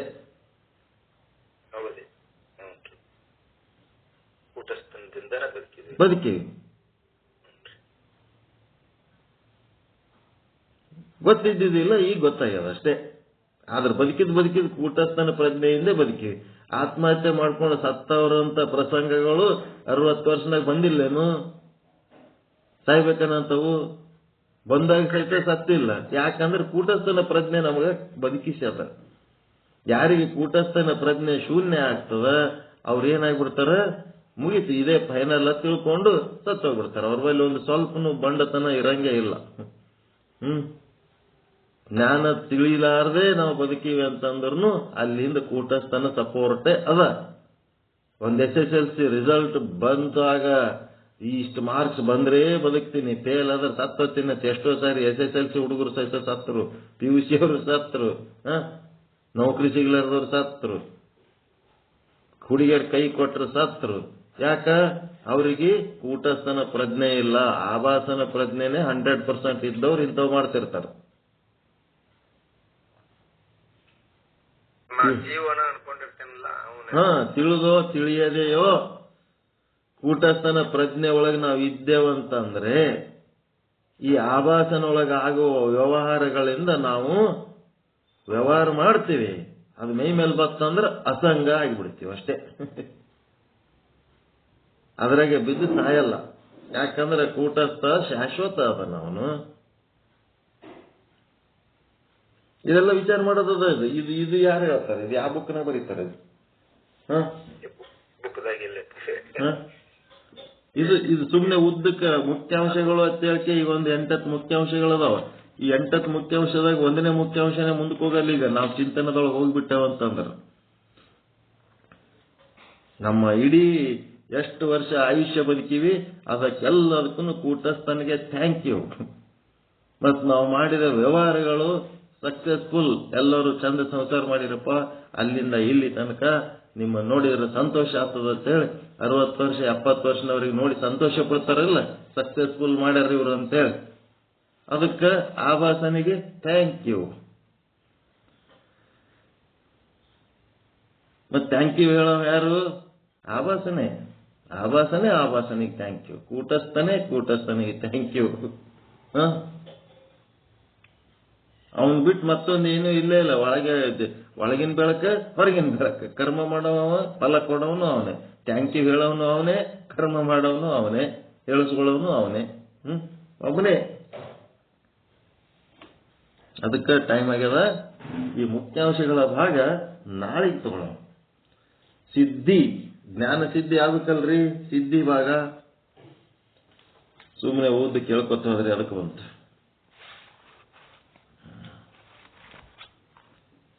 ಚಲೋ ಅನ್ನಿಸ್ತ ಪಾಠ ಇವತ್ತಿಂದು?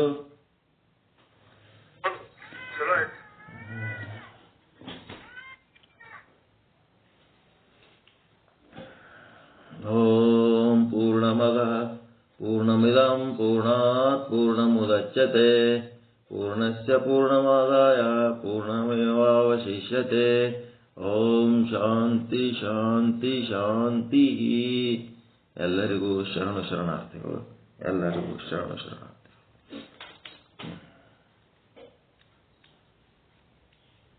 ಮತ್ ಮುಂದೆ ಏನ್ ಮಾಡ್ತೀರಿ ಮಾಡ್ರಿ, ಏನಿಲ್ಲ ಅಂತಂದ್ರೆ ಮಂಗಳಾರತಿ ಮಾಡ್ರಿ. ಜೈ ಶುದ್ಧ ಬ್ರಹ್ಮ. ಜೈ ಶುದ್ಧ ಬ್ರಹ್ಮ. ತುಂಬಾ ಧನ್ಯವಾದಗಳು. ಶುದ್ಧ ಬ್ರಹ್ಮನಿಷ್ಠ ತತ್ವವಾದಂತಹ ಶರಣ ಬಸವಮ್ಮ ಬಗ್ಗೆ ಈ ಜೀವನದಲ್ಲಿರುವ ಆಭಾಸ ಮತ್ತು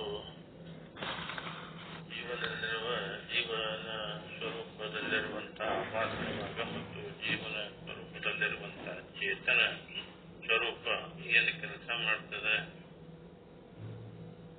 ಅದನ್ನ, ಮತ್ತು ಈಶ್ವರನಲ್ಲಿರುವಂತಹ ಆಭಾಸ ಭಾಗ ಮತ್ತು ಈಶ್ವರನಲ್ಲಿರುವಂತಹ ಚೇತನದ ಸ್ವರೂಪ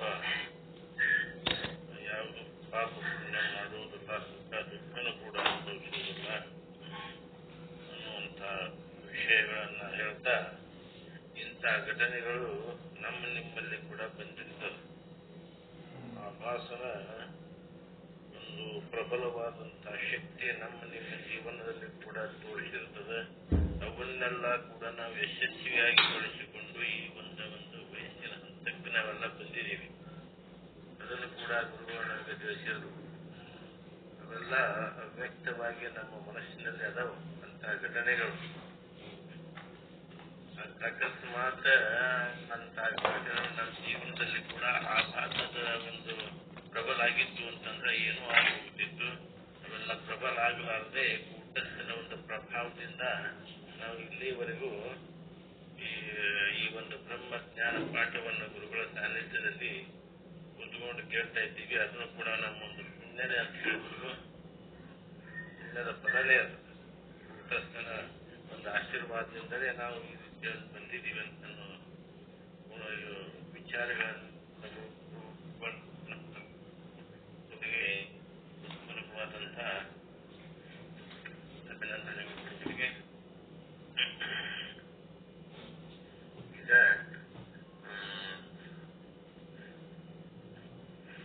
ಮಂಗಲಾಚರಣೆ ಬ್ರಹ್ಮನಿಷ್ಠ ಗುರುಮಾತೆಯಾದ ಗೌರವ ಸಾರಿಂದ ಮಂಗಲಾಚರಣೆ ಮಾಡ್ತಾರೆ.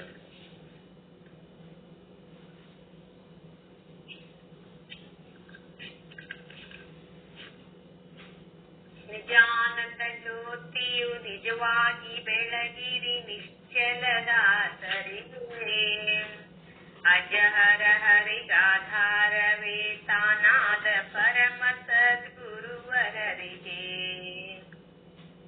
ಶ್ರುತಿಸಿರದರ್ಥವ ಮತಿಯಲ್ಲಿ ನೆಲೆಸಿದ ಪತಿತ ಪಾವನರಿಗೆ, ಗತಿಗಾಣದ ನರ ಅಜ್ಞರಿಗರುವನು ತೋರಿದ ಧೀರನಿಗೆ, ಕುಟಿಲೋಕ್ತಿಗಳನ್ನು ಕಟುವಾಗಿ ಟೀಕಿಸಿ ಹಿತವನ್ನು ಬೋಧಿಪಗೆ, ಷಡ್ದರ್ಶನದ ಸಾರವ ಬೀರಿದ ಯುಕ್ತಿ ಪ್ರಕಾಶಕಗೆ,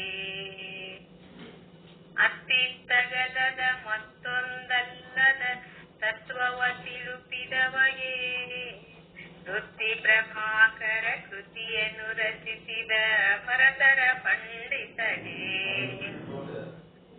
ವಿಚಾರ ಸಾಗರ ಕರುಣಿಸಿ ಪರಿಭವ ಬಾಧೆಯ ಕೆಡಿಸಿದವಗೆ, ಅಚಲಾದ್ವಯ ನಿಜ ನಿರುಪಮ ನಿರ್ಗುಣ ಪರಮಾಚಾರ್ಯರಿಗೆ, ಪರಮದಯಾನಿಧಿ ದಾದು ಗುರುವಿನ ಬೋಧಾಮೃತ ಸುತಯೇ, ವರಪ್ರಣವಾತ್ಮಕ ನಿಗಮಾತೀತಗೆ ನಿಶ್ಚಲದಾಸರಿಗೆ, ನಿಶ್ಚಲದಾಸರ ಕೃತಿಯನ್ನು ಅರುಹಿದ ಗುರು ಶಿವಾನಂದರಿಗೆ, ನಿಶ್ಚಿಂತವಾಗಿ ನಿಜವನ್ನು ಹೊಂದಿದ ಗುರುನಾಥ ನಿಮ್ಮಡಿಗೆ, ನಿಜಾನಂದ ಜ್ಯೋತಿಯು ನಿಜವಾಗಿ ಬೆಳಗಿರಿ ನಿಶ್ಚಲದಾಸರಿಗೆ, ಅಜಹರ ಹರಿಗಾಧಾರವೇ ತಾನಾದ ಪರಮ ಸದ್ಗುರುವರರಿಗೆ, ಪರಮ ಸದ್ಗುರುವರರಿಗೆ. ಪರಮಗುರು ವಂದನೆ. ಪೂಜ್ಯಾಯ ಸಾಧು ನಿಶ್ಚಲದಾಸಾಯ ಸನಾತನ ಸರ್ವ ಸಮನ್ವಯ ಜ್ಞಾನ ಭಾರತ ಸಾಹಿತ್ಯ ಸಾಮ್ರಾಟಾಯ ಶ್ರೀ ವಿಚಾರ ಸಾಗರ ವೃತ್ತಿ ಪ್ರಭಾಕರಾದಿ ಪ್ರೌಢ ಪ್ರಕ್ರಿಯಾ ಸದ್ಗ್ರಂಥ ರಚಯಿತಾಯ ಪರಮಾನಂದ ಪ್ರಾಪ್ತಿ ರೂಪೇಣ ಸರ್ವ ದುಃಖ ನಿವೃತ್ತಿ ರೂಪೇಣ ಸತ್ಯ ಮೋಕ್ಷ ಮಾರ್ಗ ಪ್ರದರ್ಶಕಾಯ ಶುದ್ಧ ಬ್ರಹ್ಮ ಜ್ಞಾನ ಪ್ರದಾಯಕ ಪರಮ ಸದ್ಗುರು ಶ್ರೀ ಶುದ್ಧ ಬ್ರಹ್ಮಣೇ ನಮೋ ನಮೋ. ಸಮಸ್ತ ಶುದ್ಧ ಬ್ರಹ್ಮ ಸ್ವರೂಪಾತ್ಮ ಚೇತನರ ಹೃತ್ಕಮಲ ವಾಸನೆ ನಮೋ ನಮೋ. ಓಂ ಚೈತನ್ಯಂ ಶಾಶ್ವತಂ ಶಾಂತಂ ವ್ಯೋಮಾತೀತಂ ನಿರಂಜನಂ ನಾದಬಿಂದು ಕಲಾತೀತಂ ತಸ್ಮೈ ಶ್ರೀ ಗುರುವೇ ನಮಃ. ಸ್ಥಾವರಂ ಜಂಗಮಂ ಚೈವ ತಥಾ ಚೈವ ಚರಾಚರಂ ವ್ಯಾಪ್ತಂ ಯೇನ ಜಗತ್ಸರ್ವಂ ತಸ್ಮೈ ಶ್ರೀ ಗುರವೇ ನಮಃ. ಜ್ಞಾನಶಕ್ತಿ ಸಮಾರೂಢ ತತ್ವಮಾಲಾ ವಿಭೂಷಿತಃ ಮುಕ್ತಿ ಮುಕ್ತಿ ಪ್ರದಾತಾಯ ತಸ್ಮೈ ಶ್ರೀ ಗುರವೇ ನಮಃ. ಅನೇಕ ಜನ್ಮ ಸಂಪ್ರಾಪ್ತ ಸರ್ವಕರ್ಮ ವಿದಾಯಿನೇ ಸ್ವಾತ್ಮಜ್ಞಾನ ಪ್ರಭಾವೇನ ತಸ್ಮೈ ಶ್ರೀ ಗುರವೇ ನಮಃ. ನ ಗುರೋರಧಿಕಂ ತತ್ವಂ ನ ಗುರೋರಧಿಕಂ ತಪಃ ತತ್ವಂ ಜ್ಞಾನಾತ್ ಪರಂ ನಾಸ್ತಿ ತಸ್ಮೈ ಶ್ರೀ ಗುರವೇ ನಮಃ. ಮನ್ನಾಥ ಶ್ರೀ ಜಗನ್ನಾಥೋ ಮದ್ಗುರು ಶ್ರೀ ಜಗದ್ಗುರು ಮಮಾತ್ಮ ಸರ್ವಭೂತಾತ್ಮ ತಸ್ಮೈ ಶ್ರೀ ಗುರವೇ ನಮಃ. ಧ್ಯಾನಮೂಲಂ ಗುರುರ್ಮೂರ್ತಿ ಪೂಜಾಮೂಲಂ ಗುರುಪದಂ ಮಂತ್ರಮೂಲಂ ಗುರುರ್ವಾಕ್ಯಂ ಮೋಕ್ಷಮೂಲಂ ಗುರುಕೃಪಾಃ. ಗುರುರಾಜಜ್ಞಾನಿಶ್ಚ ಗುರು ಪರಮದೈವತಂ ಗುರು ಪರತರಂ ನಾಸ್ತಿ ತಸ್ಮೈ ಶ್ರೀ ಗುರವೇ ನಮಃ. ಓಂ ಪೂರ್ಣಮದಃ ಪೂರ್ಣಮಿದಂ ಪೂರ್ಣಾತ್ ಪೂರ್ಣಮುದಚ್ಯತೆ ಪೂರ್ಣಸ್ಯ ಪೂರ್ಣಮಾದಾಯ ಪೂರ್ಣಮೇವಾವಶಿಷ್ಯತೆ. ಓಂ ಶಾಂತಿ ಶಾಂತಿ ಶಾಂತಿ. ಪರಮಾನಂದ ಪ್ರಾಪ್ತಿ ಭವ ಸರ್ವದುಃಖ ನಿವೃತ್ತಿ ಭವ ಇಷ್ಟಾರ್ಥ ಸಿದ್ಧಿರಸ್ತು ಯಶಸ್ವಿ ಭವ ಯಶಸ್ವಿ ಭವ. ಓಂ ಶಾಂತಿ ಶಾಂತಿ ಶಾಂತಿ. ಎಲ್ಲ ಗುರುಗಳಿಗೂ ಶರಣು ಶರಣಾರ್ಥಿಗಳು. ಎಲ್ಲ ಶುದ್ಧಾತ್ಮರಿಗೆ ಶರಣು ಶರಣಾರ್ಥಿಗಳು ಶರಣು ಶರಣಾರ್ಥಿಗಳು. ಎಲ್ಲರಿಗೂ ಶರಣ ಶರಣಾರ್ಥಿಗಳು. ಓಂ ನಮಃ.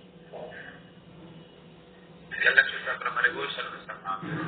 ಎಲ್ಲ ಶುದ್ಧ ಬ್ರಹ್ಮರಿಗೂ ಶರಣು ಶರಣಾರ್ಥಿಗಳು. ಪಾಟೀಲ್ ಗುರುಗಳೇ, ಹೇಳ್ರಿ. ಗುರುಗಳಿಗೆ ಮಾತಾಡಿದ್ರಿ? ಇವಾಗ ಮಾತಾಡ್ತಾನೆ. 2 ದಿವಸ ಹಾಸ್ಪಿಟಲ್ ಆಗಿರುತ್ತೆ. ಹೌದ್ರಿ? ನಮ್ಮ ಅಂಟಿಯವ್ರಿಗೆ ಆರಾಮಾಗಿಲ್ಲ, ಅದಕ್ಕೆ ಬೆಳಗಿಲ್ರಿ ಈಗ ಬರಾಕತ್ರಿ ಅಂತ ಮಾತಾಡ್ತಾರೆ.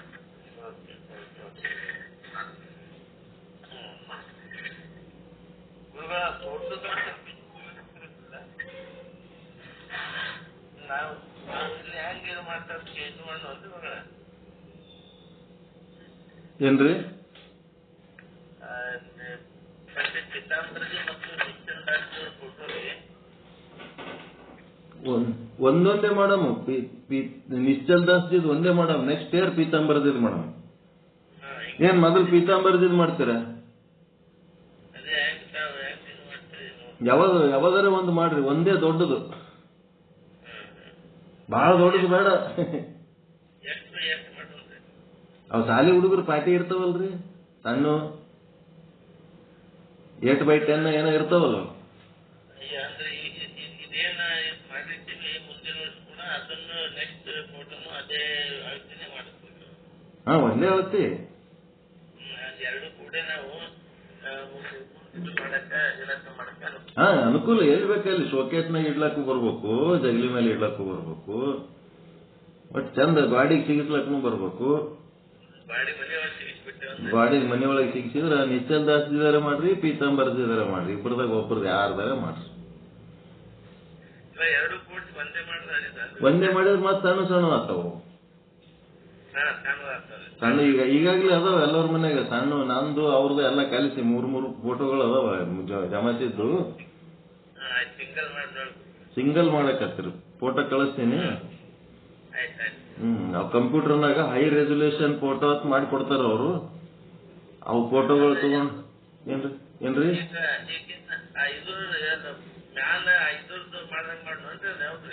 ಲ್ಯಾಮಿನೇಷನ್.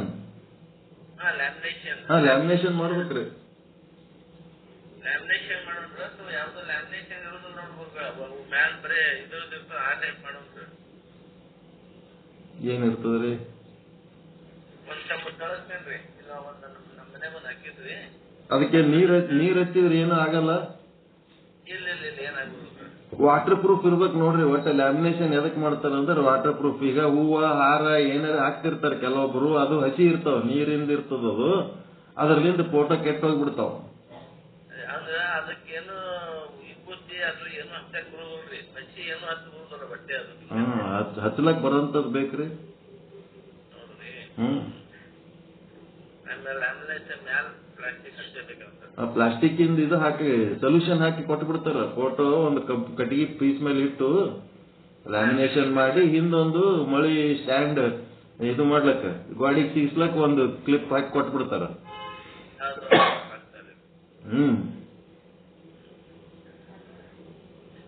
ಮುಂದದು ಪ್ಲಾಸ್ಟಿಕ್ ಮ್ಯಾಲೇನ್ ಪ್ಲಾಸ್ಟಿಕ್ ಹಾಕಿರ್ತಾರಲ್ರಿ, ಆ ಪ್ಲಾಸ್ಟಿಕ್ ಮುಂದೆ ಕೆಲವು ದಿವಸ ಆದ ಕೂಡ ಅದು ಇದಾಗಿಬಿಡ್ತದೆ ಮತ್ತೆ. ಅದು ಹೋಗೋ ಕಾಲಕ್ಕೆ ಓದ್ತದ, ಎಲ್ಲ ಓದ್ತು ಹೋಗವೆ. ಅವು ನಾವಿರೋದ್ರಾಗ ಏನು ಹೋಗಲ್ಲ. ನಾವು ಇರೋ ತನಕ ಇರ್ತಾವ, ಅವು ಇರ್ತಾವ 10 ವರ್ಷ 10 ವರ್ಷ ಇರ್ತಾವ, ಅವೇನು ಆಗಲ್ಲ.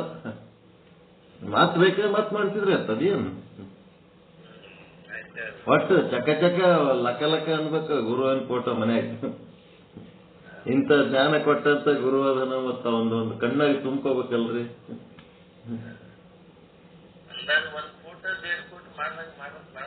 1.5 ಫೂಟ್ ಬಾಳ ದೊಡ್ಡದಾಗ್ತದೆ ನೋಡ್ರಿ. ನಿಮ್ಗ ನೀವು ಡಿಸೈಡ್ ಮಾಡ್ರಿ ಅಲ್ಲೇ ಹೆಂಗಾರ ಬಗಲಾಗ ಹಿಡ್ಕೊಂಡು ಹೋಗಂಗ ಆಗಬಾರದು. ಕೈಯಾಗಿ ಹಿಡ್ಕೊಂಡ ಇವ್ ನೋಟ್ಬುಕ್, ಅವು ಕಾಲೇಜ್ ಹುಡುಗರು ನೋಟ್ಬುಕ್ ತಗೊಂಡು ಓಡಾಡ್ತಾವಲ್ರಿ, ಕಿಂಗ್ ಸೈಜ್ ನೋಟ್ಬುಕ್. ಅಷ್ಟೇ ಅಷ್ಟೇ ಕಿಂಗ್ ಸೈಜ್ ಇದ್ರೆ ಸಾಕು. ಅಷ್ಟೇ ಅಷ್ಟೇ. ದೊಡ್ಡ ಅಂದ್ರೆ ಬಹಳ ದೊಡ್ಡ ಬೇಡ, ಖರ್ಚು ಬಹಳ ಬರ್ತದ. ಅದಕ್ಕ ದೊಡ್ಡ ಫೋಟೋಕ್ ಬಹಳ ಖರ್ಚು ಇರ್ತದ. ಅದು ಸಣ್ಣ ಫೋಟೋ ಸಾಕು. ಒಂದ್ ಫೋಟೋಕ್ಕೆ 4-5 ರೂಪಾಯಿ ತೋತಾರ. ಲಾಂಗ್ ನೋಟ್ಬುಕ್ ಕಿಂಗ್ ಸೈಜ್ ಅಂತ ಇರ್ತಾವ. ಲಾಂಗ್ ನೋಟ್ಬುಕ್ ಅಂದ್ರೆ ಎಷ್ಟಿರ್ತವ ಹೇಳ್ತೇನೆ ನಿಮಗೆ. ಈಗ ಇಂಚ್ ಪಟ್ಟಿ ಅದ. ಲಾಂಗ್ ನೋಟ್ಬುಕ್ ಅಂದ್ರೆ 12 ಇಂಚ್ ಇರ್ತದ ಉದ್ದ. ಕಿಂಗ್ ಸೈಜ್ ಅಂತಂದ್ರೆ 10 ಇಂಚ್ ಇರ್ತದ. ಕಿಂಗ್ ಸೈಜ್ 8x10 ಹಿಂಗಿರ್ತಾವ ನೋಡ್ರಿ.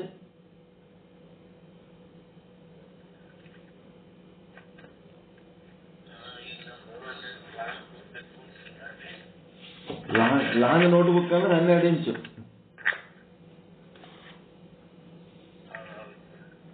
ಒಂದು ಫೂಟ್ ಇರ್ತಾವ. ಒಂದು ಫೂಟ್ಕಿಂತ ದೊಡ್ಡ ಬೇಡ, ಒಂದು ಫೂಟ್ಕಿಂತ ಒಳಗೆ ಉದ್ದ. ಅವ್ರ ಬಂದ್ ಸೈಜ್ ಇರ್ತದ 10x8x10, 10x12 ಹಿಂಗಿರ್ತದ. ಲಾಂಗ್ ನೋಟ್ಬುಕ್ ಅನ್ನೋದ್ರೆ ನೀವು ಹೇಳ್ದಂಗ 12 ಇಂಚ್ ಇರ್ತದೆ, ಬಹಳ ದೊಡ್ಡದಾಗ್ತದ.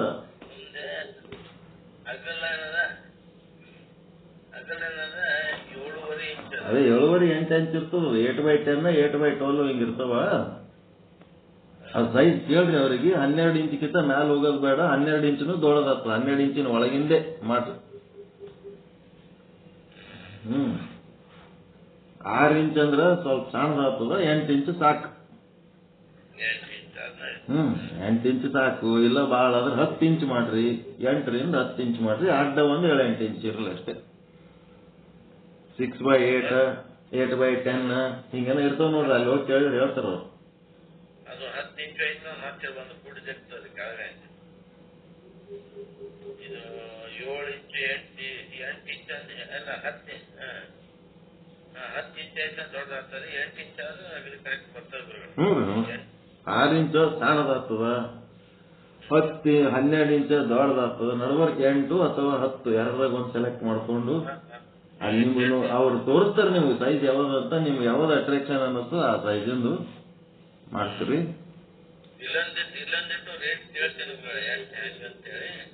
ಮತ್ತ ಒಂದು ಯಾವ್ದು ಅಕೌಂಟ್ ಓಪನ್ ಮಾಡಿ ಒಂದಿಟ್ಟು ರೊಕ್ಕ ಜಮಾಸ್ಲಕ್ ಒಂದು ವ್ಯವಸ್ಥೆ ಮಾಡ್ತಾರೆ. ಮತ್ತೆ ಕೆಲಸ ಮಾಡ್ಬೇಕಾದ್ರೆ ರೊಕ್ಕ ಬೇಕಲ್ಲ. ದುಡ್ಡು ಅದ್ರ ಅಕೌಂಟ್ ನಂಬರ್ ಅದು ಕೊಡ್ರಿ. ಮತ್ತೆ ಯಾವ ಅಕೌಂಟಿಗೆ ಹಾಕ್ಬೇಕಂತ ಹೇಳಿ. ಎಷ್ಟು ಹಾಕ್ಬೇಕು?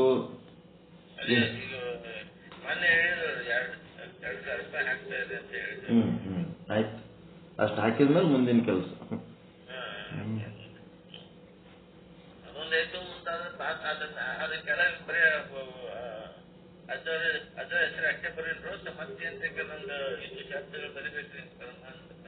ಜಾಗ ಸಾಲದ. ಜಾಗ ಹತ್ತೆ ಆಗ್ತದ, ಫೋಟೋ ಸಣ್ಣದಾಗ್ತದ, ಏನು ಬೇಡ. ಬ್ರಹ್ಮಲೀನ ಸದ್ಗುರು ಶ್ರೀ ಸಾಧು ನಿಶ್ಚಲ್ ದಾಸ್ ಜಿ ಅವರು ಅಂತ ಇಷ್ಟ ಹಾಕಿದ್ರೆ ಸಾಕು. ಅವ್ರದ್ದು ಇದು ಇಯರ್ ಅದ, ಬೇಕಿದ್ರೆ ಇಯರ್ ಹಾಕ್ರಿ, ಎಷ್ಟನೇ ಇಸ್ವಿಯಾಗಿದ್ರಿ ಇವರು ಅಂತ, ಯಾವಾಗಿದ್ರು ಇಯರ್ ಹಾಕ್ರಿ. ಅವು ಫೋಟೋಗಳು ಕಳಿಸ್ತೀನಿ, ನೀವು ಹುಡುಕ್ರಿ ಯಾವ್ದಾರ ಒಂದು ನಿಶ್ಚಲ್ ದಾಸ್ ಜಿ ಫೋಟೋ ಸ್ವಲ್ಪ ಸೆಲೆಕ್ಟ್ ಮಾಡೋಕೆ ಹಾಕೋದಕ್ಕಿಂತ ಮೊದಲ ನನಗೆ ಒಂದ್ ಸ್ವಲ್ಪ ಹೇಳಿ ಹಾಕಿ. ನಾನು ಇಲ್ಲಿ ರೇಟ್ ಕೇಳ್ತಿದ್ರಿ, ಕೆಲವು ಅಲ್ಲಿ ಕೆಲವು ರೇಟ್ ಕೇಳೋಣ ಸರ್, ಎಷ್ಟು ಹೋಗ್ತಾರೆ ಏನ್ ಸುದ್ದಿ ಅಂತ ಹೇಳಿ ಎಲ್ಲ ಕಡೆ ಕೇಳ್ಕೊಂಡು ಎಲ್ಲಿ ಕಡಿಮೆ ಆಗ್ತದೆ ಅಲ್ಲಿ ಮಾಡ್ಕೊಂಡು ಬರ್ತಾರೆ. ಎಲ್ಲ ಡಿಸ್ಟಿಕ್ ಪ್ಲೇಸ್ ಶ್ರೀ ವಿಚಾರ ಸಾಗರ ಕರ್ತೃ ಅಂತ ಹಾಕಿದ್ರೆ ಹಾಕ್ಬಹುದು, ಬ್ಯಾಡ ಅಂದ್ರೆ ಬಿಟ್ಬಿಟ್ರೆ ಕಡೆ ಏನು ಬೇಕಾಗಿಲ್ಲ, ಹಾಕ್ಬೇಕಾವಲ್ಲ. ಅದು ನಡೀತದೆ. ವಿಚಾರ ಸಾಗರ ಗ್ರಂಥದ ಶ್ರೀ ವಿಚಾರ ಸಾಗರ ಗ್ರಂಥ ಕರ್ತೃಗಳು ಅಂತೇಳಿ ಹಾಕಿ, ಇವ್ರು ಯಾರಪ್ಪ ಅಂತ ಗೊತ್ತಾಗಬೇಕಲ್ಲ. ಅವ್ರ ಕಾರ್ಯದಿಂದಲೇ ಅವ್ರದ್ದು ಕೀರ್ತಿ ಇರ್ತದೆ. ವಿಚಾರ ಸಾಗರಾದಿ ಬಾಳ ಬರ್ದಾರ ಅವ್ರು, ಒಂದೇ ಅಲ್ಲ ಅಂತ ಬಾಳ ಬರ್ದಾರ. ವಿಚಾರ ಶ್ರೀ ವಿಚಾರ ಸಾಗರಾದಿ ಪ್ರಕ್ರಿಯಾ ಗ್ರಂಥಗಳು, ಅವ ಪ್ರೌಢ ಗ್ರಂಥ ಕರ್ತೃಗಳು ಅಂತ ಹಾಕ್ಬೇಕು ಅವ್ರು. ಎಲ್ಲ ಅಲ್ಟಿಮೇಟ್, ಅದಕ್ಕಿಂತ ದೊಡ್ಡ ಏನಿಲ್ಲ, ಅವೇ ಟಾಪ್ ಬುಕ್ಸ್ ಅವು. ಮತ್ತೆ ನಿನ್ನೆ ನಾನು ಅದೇ ಇವರಿಗೂ ಭೇಟಿ ಆದ ಸರ್, ವೀರೇಶಿಗೂ ಭೇಟಿ ಆಗಿದ್ದ ಗುರುಗಳ ಅಡ್ರೆಸ್ ಅವರು ಮಲ್ಲೇಶ್ವರಂದಾಗ ಅದ ಅಂತ ಹೇಳಿದಾರೆ. ಅದು ಆಫೀಸ್ ರೀ, ಸಹಕಾರ ಇಲಾಖೆ ಅಂತ ಹೇಳಿಗಿಂದ 4 ವಲಯದ ಗುರುಗಳಲ್ಲಿ ಬೆಂಗಳೂರಾಗ್ರಿ. ಬೆಂಗಳೂರಾಗ್ರಿ 4 ವಲಯ ಅದಾವ. ಅಲ್ಲಿ ಮಲ್ಲೇಶ್ವರಂದ ಒಂದು ಗ್ರೌಂಡ್ ರೈಟ್ ಸೈಡ್ ಗ್ರೌಂಡ್ ಅದ ಗುರುಗಳಲ್ಲಿ. ಮಲ್ಲೇಶ್ವರಂ ನನಗೆ ಮಾಡಿ ಪೊಲೀಸ್ ಸ್ಟೇಷನ್ ಅದ್ರ ಗುರು, ಮಲ್ಲೇಶ್ವರಂ ಪೊಲೀಸ್ ಸ್ಟೇಷನ್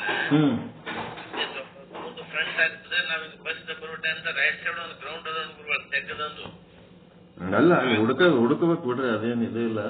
ಈಗ ಅಲ್ಲಿಗೆ ಹೋಗೋರು ಯಾರು, ನೋಡೋರು ಯಾರು, ಮಾತಾಡೋರು ಯಾರು? ಈ ಗಂಗಾಧರ್ ಗುರುಗಳು ನಿನ್ನೆ ಜಾಲಿಮಿಸ್ಟರ್ ಮಾತಾಡಿದ್ರಿ, ಗಂಗಾಧರ್ ಗುರುಗಳು. ಇವರು ಇವತ್ತ ಗುಲ್ಬರ್ಗ ಹಾಕ್ರಿ, ಲಗ್ನ ಕಂಡು ಇನ್ನೊಂದೆರಡು ದಿವಸದಾಗ 3 ದಿವಸ ಹೋಗ್ತಾರ್ರಿ ಅವ್ರು. ಅವ್ರಿಗೆ ಅಡ್ರೆಸ್ ಹೇಳಿನ್ರಿ, ಹಿಂಗಂತ ಹೇಳಿ ಅವ್ರ ಅಲ್ಲಿ ಹೋಗಿ ಕಿಶನ್ ನೋಡ್ಕೊಂತ ಹೇಳಿನ್ರಿ. ಈಗ ಸಂಬಂಧಪಟ್ಟ ಸ್ವಲ್ಪ ಕೇಳ್ಕೊಂಡು ಹೆಂಗ ಏನು ಅದೆಲ್ಲ ಸ್ವಲ್ಪ ವಿಚಾರ ಮಾಡಕ್ ಹೇಳಿನ್ರಿ ಅವ್ರಿಗೆ.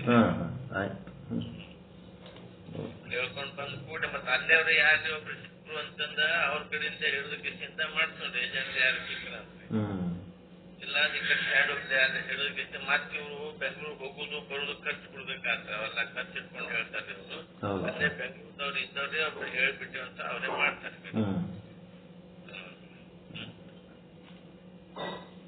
ಅಡ್ರೆಸ್ ತೆಗ್ದೇನ್ರಿ ಅದು ಹಿಂಗಂತ ಹೇಳಿ.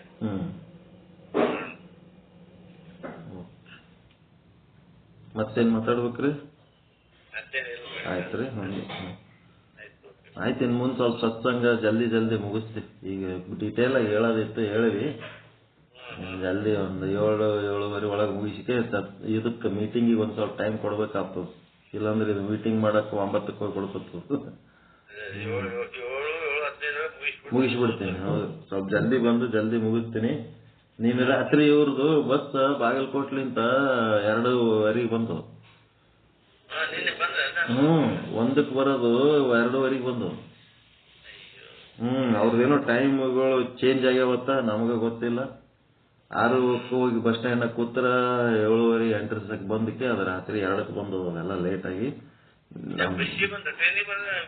ಬಸ್ಸಿಗೆ ರೀ ನಿದ್ದಕ್ಕೆ ನಮ್ದು ನಿದ್ದೆ ಎಲ್ಲ ಹೋಗ್ಬಿಡ್ತು. ಅದಕ್ಕೆ ಲೇಟ್ ಆಗಿ ಎದ್ದು ಬಿಟ್ಟೆ ಇವತ್ತು.